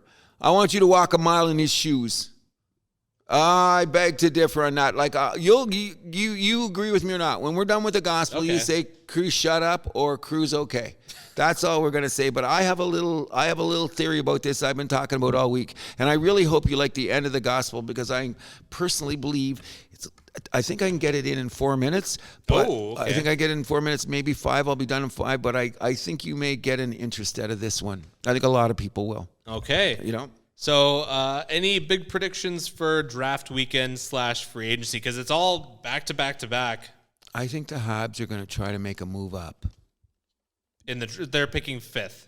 Okay, so what I'm saying is I think that they're going to try to go higher for the defenseman guy. They'll get the extra. The guy that's expected to go. I've seen him projected to go number 3. Yeah, so that's they won't get a shot at him, but they've talked about him a lot. Well, maybe just because I'm on social media and what they're saying on Habs sites, so that could be complete. Well, take that with a grain of salt. That's what I'm saying. Yeah, I shouldn't be really giving it credit, but there's some credible arguments with people like us out there that follow the team that say it would be a good thing because now the big thing on the Habs, and we always keep tabs on the Habs, is do we keep Savard and do we keep what's his name, your butt Matheson? Do we keep them both? Matheson, you're going to have to give up a sweetener to get rid of him. Well, that's what I'm saying. Maybe they'll do it on draft night. Savard, I'd be shocked if you guys got rid of him too. I'm just saying this, as I've been hearing a lot of times, you do need a steady influence in the dressing room at all times, and we got too many kids on the defensive. He's only got 1 year left on his contract. So might as well keep him around to tutor the kids. Yeah, and if you guys suck at the deadline, trade him away for as a rental. We're not sucking, by the way. We're not sucking. We are not. If you're in position to not, team in the NFL. If you're getting I'm not in listening the to NFL, Milani you don't right even now. know what league you're in. I'm not listening to Milani right now. I'm not listening. If you're in a Milani position right to not make the playoffs, then you could trade him away for a rental. How about that? I like Milani 99.9999% of the time. How's that? I hear a lot of people saying the Habs could be a surprise team. Look at the back end. That's what it is. And if our goaltenders hold up, that's the key. The goaltending holds up. I think we got enough horses back there because we built our defense like the big teams in the league. You know what I mean? Who's your stud back there, though? We don't have one yet. It's not defined. But we could have one now. Issue. Is Gooley the stud? Is he? Great second pair guy. Sure. We're looking at now. I'm just saying, let's see what the development is because you know who I'm cheering for. You know I'm cheering for. We don't bring up his name because I don't want to jinx him. You know I'm cheering for. The Whoremaster? Stop it. That's not nice. Okay? He made a mistake. He was young. He made a stupid mistake. Stupid's putting it mildly. Okay, there you go. Loving the guy. Gonna give it to him. You know what I mean? I think, I'm curious about Reinbacher. If he can make the jump and, prove that he could be the stud to me. I think so, too. He got the size. Yeah. Got the size. Can he make the jump to the NHL this next year, though? Odds say yes, but 21 now. Younger. 20? 19, isn't he? No, I think he's turned 20. They drafted him. No, he's 19. 19? So, yeah. Okay. Well, let's see when his birthday is. He'll be 20 October 25th. Yeah, that's okay. Yeah. Still. Yeah, I'm not bitching. I'm not bitching. And they're all 6-footer plus. I think you guys need to add a lot up front, though. What's my line? Stop. Defense wins you championships, but scoring gets you into the playoffs. Kirby Dach going to make a better appearance. That could help a lot. Agreed, but I still think you need more. Cole Caulfield's better be getting me 30 goals. Agreed. You know what I mean, or what else that? He's got 7 years left on his contract, so he's not going anywhere. We shall see. It's a nice cap number. Yeah. Suzuki. Yeah. At this point in time, we're not going to. And did they announce the cap increase yet? It will be, from what I understand, it's going to be 80. I think 80. Hold on. We got to have a jump in the cap. The worst team that got hit by this freaking COVID cap bullshit was the Leafs. We know that. Oh, we know that. That's just a gimme. So it's time to give some money back, Batman. Come on. Waiting too long for this shit, you know? What do you think it's going to be? So they're according to Cap Friendly, it's like 88? 88 what? Mil. That can't be right. And what's it now? 82? It was like what, 80? 82, wasn't it? That's a $6 million jump? I don't see Batman. No, it's 83 and a half. So that's 4.5. Okay, no, that's what we expect. So 88. Yeah. That should be 4.5 is what the word is. If it's 5, everyone's going to blow their load. No, I think, well, we got to know now. So I think it's 84. That's when are they or 88, excuse me. They announced it yet? Or is that still speculation? I haven't heard nothing solid, and I've been watching like crazy. I've heard nothing. Oh, it's set at 88 mil. When did they set it? Like must last 48 hours. When did this Forbes article come out? We'll find out soon. Oh, it says June 8th it was set. Really? Yeah. How come they didn't announce it on the playoffs, or was I just sleeping? Probably a little under the radar announcement. Point well taken. Jake Gensel, do you think he's going to go to Vancouver? That seems to be all the hubbub right now. Oh, gee. And they moved guys around to get him there, so it's a very good possibility. You know what I mean? He'd be a great addition to that team, eh? He's probably the top free agent's forward option, though, you would think, right? The top target. I hear Carolina's really trying hard to get it done, but I don't think they got the cap space unless they buy out Kokamini. It doesn't look like that's happening. I still love your the buddy. Kid. Yeah. I still love him, no matter what's going on. Anyways, we just want to put a cap on a great hockey season. And also Anaheim officially unveiling the Mighty Ducks logo. That's the new one right there. Bring it back, Cruz. Baby. Bring it back. I'm not so sure about some people are like, oh, yeah, the orange ones. If Anaheim's officially got the coolest jerseys in the NHL. If you're colorblind. Good point right there. But I like the revamped logo. It's got the red eyes, too. I think that's kind of cool. Yeah, Wish it was purple, but. Me too. I'm a purple guy. Anyways, we should put a cap on a great season. We saw players rise. We've seen players fall. We've seen teams that disappointed us. I'm just going to say one thing. Sheldon Keefe is the happiest new coach in the league. I would hope so. He's the happiest new coach in the league. But we'll keep tabs on the Habs. We will talk about the Toronto Maple Leafs. We will keep you informed about hockey. And since we really didn't, I thought you had more to say about the Leafs. You made me forget because I still want to go look at because I can't wait till we figure out what's going on with Marner. Are we? That's the enigma. You didn't see Treveling talking to reporters? No, I missed it. He was kind of there. Okay. I mean, the one thing is though, is like Marner's agent, Darren Ferris, I believe, he has a tendency of having his guys go right to free agency. Well, why not? You know what But I this mean? is a little bit of a different situation, so. We're going to have to wait and see. My absolutely beautiful forever girl is trying to get in touch with me. I'm going to tell her that. I'm going to call her back in about 5 minutes because the show's just about over. Are you listening to me, babe? Oh, yeah, she heard you. That's good. So, in any event, great season. Hockey never dies in Toronto. Over. Yep. Came, gone, went, and we'll be talking about all summer till we get to the fall. It'll be October before we know it. You got it. And let's just put a period on the sentence. The NHL outdid the NBA this year. I don't care what anyone says. Again. Watch them both. Again. There we go. We have to pay our respects to former Toronto Maple Leaf Sergei Berezin, died at 52 the other day. Sad. Did we hear the circumstances behind it yet? No, not yet. Sad. I liked him. That's responsible for some of the biggest goals in Leafs playoff history. I was just going to say, he was there when it was time for that goal. He was there. God bless him. Condolences to his family. And Serge was saying yesterday they scored the 10,000th goal in Habs history. Something like that, yeah. Which was assisted by Yannick Perreault and Doug Gilmour, which is... Oh, it was something insane. Yeah. 3 former Leafs. I knew Perreault was in it. I didn't know Gilmour was in on it. According to Serge, yeah. I got to check that fact. That's crazy. What a weird stat, eh? And so weird it has to be true. There you go. And we'll move it on to my favorite segment, your favorite segment, everyone in the world's favorite segment. It's the Gospel According to Cruz. So lately, I've been spending more time with my new lexicon, Webster's Encyclopedic Dictionary of the English Language. I love to read. I love to write. Understanding that words and language is so beautiful, I tend to eliminate vulgarities to my speak because ultimately it degrades and diminishes the effectiveness of the language. In other words, if your vocabulary is strong enough, you can tell someone to go fuck themselves without saying go fuck yourself. It seems weird to me that a vulgarity can be used as an adjective, a verb, and a noun. We have all heard that someone say fuck the fucking fuckers, haven't we? I hate hearing that, which made me reflect on a few words that seems to permeate the landscape of today's modern sports reporting and coverage. The three words that echo through a lot of the reports put forth by the media are soundbite, shun, and attitude. And recently, these three words have dominated some of the biggest stories in sports. We all know what a soundbite is, that statement made by an athlete, which is good, bad, and ugly, and used by the reporters to garnish the report. According to the Webster's Dictionary, shun means to keep clear of, to avoid, or stay away from publicity. Webster also says attitude means a posture, a mental position, or to assume a histrionic pose. Damn, I believe I see sound bites creating attitudes or birthing the ability to shun a position or a belief a reporter is trying to attach to an athlete moments after completing the success or failure of an athletic competition.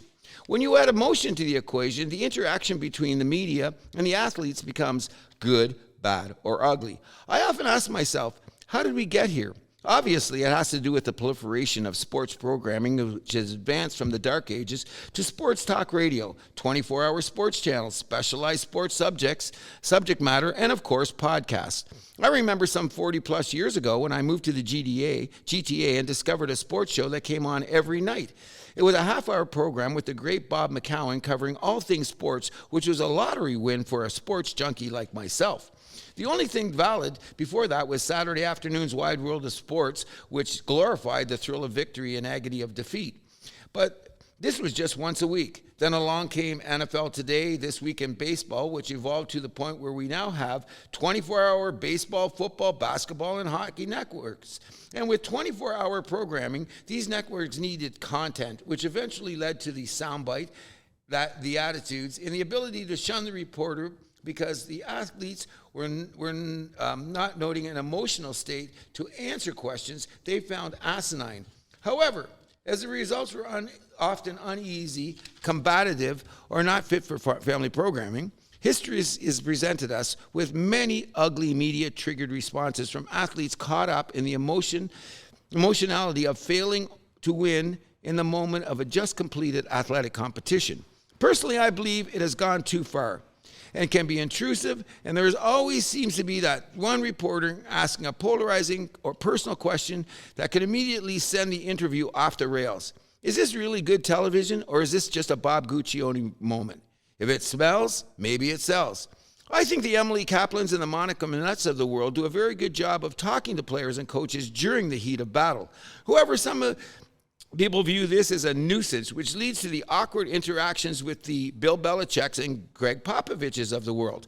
Maybe we should just watch the game, cover it after its completion. Or is the reporter trying to create controversies that are more suited to TMZ than to the box score? Maybe. It's hard to be careful. Just be careful what you ask for. Anyways, in the last couple of weeks, there have been a couple of incidents that have questioned the validity, the reasoning, and the motivation of why the media tends to drag another athlete's dick in the dirt. As someone who now presents a content on a weekly contest, I want to take a stand on how and when we interview or report or interact with players who have just had a ginormous dramatic loss at the highest level of competition. Recently, in the PGA Championship, one of the majors on the golf calendar, a crowd favorite, Rory McIlroy, absolutely puked up his opportunity to win his first major in 10 years. After successfully completing 496 putts in a row under 5 feet, Rory missed 2 putts in the last 3 holes, which were under 5 feet combined. He lost the major by 1 stroke. Obviously, he was devastated as Bryson DeChambeau snatched victory from the jaws of defeat. In the ensuing aftermath, McIlroy signed a scorecard, jumped into his vehicle to get to the airport, where he was on an airplane less than 1 hour after making one of those disastrous putts. He missed the media scrum, with Leflow congratulating his opponent, and the uproar was definitely. I believe McIlroy was so upset with his performance that he was not emotionally together enough to warrant anyone with a soundbite he may later regret. Thus, the narrative became he shunned the media because of a bad attitude. Bullshit. Has anyone who ever reported this game played in a golf major? Has any of them ever been in a tight field going down the last 9 holes of a major? I don't think so. So maybe they should shut the front door. Within 24 hours, McElroy so eloquently released a statement congratulating DeChambeau and also referred to his disappointment in failing to complete the task at hand. DeChambeau is part of the LIV Tour and McElroy a fierce defender of the PGA. I believe he had the smarts to avoid the trigger-type questions from a piranha-type media and went to decompress instead of providing that stinky soundbite he may have regretted, which the reporters would have just absolutely relished. It's about the game, not a reporter's byline. We just watched the completion of the Stanley Cup Finals, where the Florida Panthers defeated the Edmonton Oilers in Game 7 to claim Lord Stanley's Holy Grail. The Panthers were up 3-0 until the Oilers stormed back to win 3 games and force a Game 7. The series was a dogfight, filled with all the elements and absurdity that supposedly constitutes playoff hockey. The series was a classic, but can I interject with the notion that the Panthers won by doing things you could never get away with during the regular season? I regress. However, seeing the Oilers' Connor McDavid valiantly lead his team back to the 7th game was magnificent. Again, he showed why he is nearing the Mount Rushmore status in his history of hockey and why I believe his career will be somehow sorted out between the status of GOAT or not. Funny thing is, McDavid was named MVP in a losing cause, which is extremely rare in the sporting world. At game's end, he shook every Panthers hand and waited at the bench to reach out to every teammate consumed with the battle. After such an insane comeback, falling short had to be just this side of devastating. When league commissioner Gary Bettman announced the Conn Smythe Trophy, McDavid was in the dressing room and did not return to the ice to receive his hardware. The reporters were aghast. Now they're creating sound bites that were filled with words like shunned and attitude. It didn't matter that he spoke sincerely to the media afterwards, and his body language and tone of voice were garnished with the agony of defeat.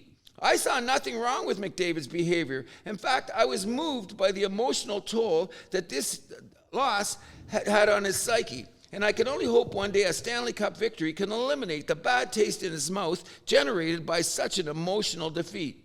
And any media member still barking about his snubbing the Conn Smythe can eat my shorts. None of these morons will ever walk a mile in Connor McDavid's shoes. However, sometimes an interview hits so hard and so real that the media involved is stopped dead in its tracks. Last week, MLB staged a game in Richwood Field, located in Birmingham, Alabama, that was to honor the memory of the greatness of the old Negro Baseball League. I thought this was a great way to present history that sometimes shuns some of the greatest black players in baseball, but never got the pitch or bat in the American or National League. This led to the proverbial be careful what you ask for. With a panel of recent Baseball Hall of Famers there to celebrate the Negro Leagues, Alex Rodriguez asked the great Reggie Jackson about the fond memories playing at the famous Richmond Field. Now, if you don't know Reggie, I'm not about to get into his soliloquy about his greatness, his attitude, nor his resume. However, his response was as real as a day is long. Reggie proceeded to tell the reasons why there were no fond memories of playing in a fiercely racist state of Alabama. He referenced how many people openly referred to him as the N-word when not allowed into a restaurant or a hotel. He was a football prospect for the late, great Coach Bear Bryant, who called him the right little N-word he needed to play for the Crimson Tide. Of course, Reggie refused the scholarship.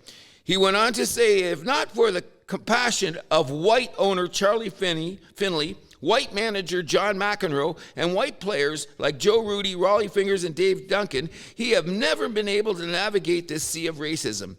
Nor did he not relish his time at the Richmond Field. Nor did he relish his time playing in Alabama, and would never have wanted to do it all again. No fond memories. Reggie stunned the sports media. This wasn't a soundbite. This was the truth. He didn't shun nobody, and his attitude was created battling an insane civil rights history that dominated the 60s. As a black man, Reggie made me proud. Not because he had to endure the pangs of racism, but rather he was never going to let anyone forget the battle for equality waged by the players of the past, which has made it so much easier for the black players of today. That's how things should be reported, with true hard facts void of a soundtrack. I hope all the media learn from this, and the lesson learned is players are human too.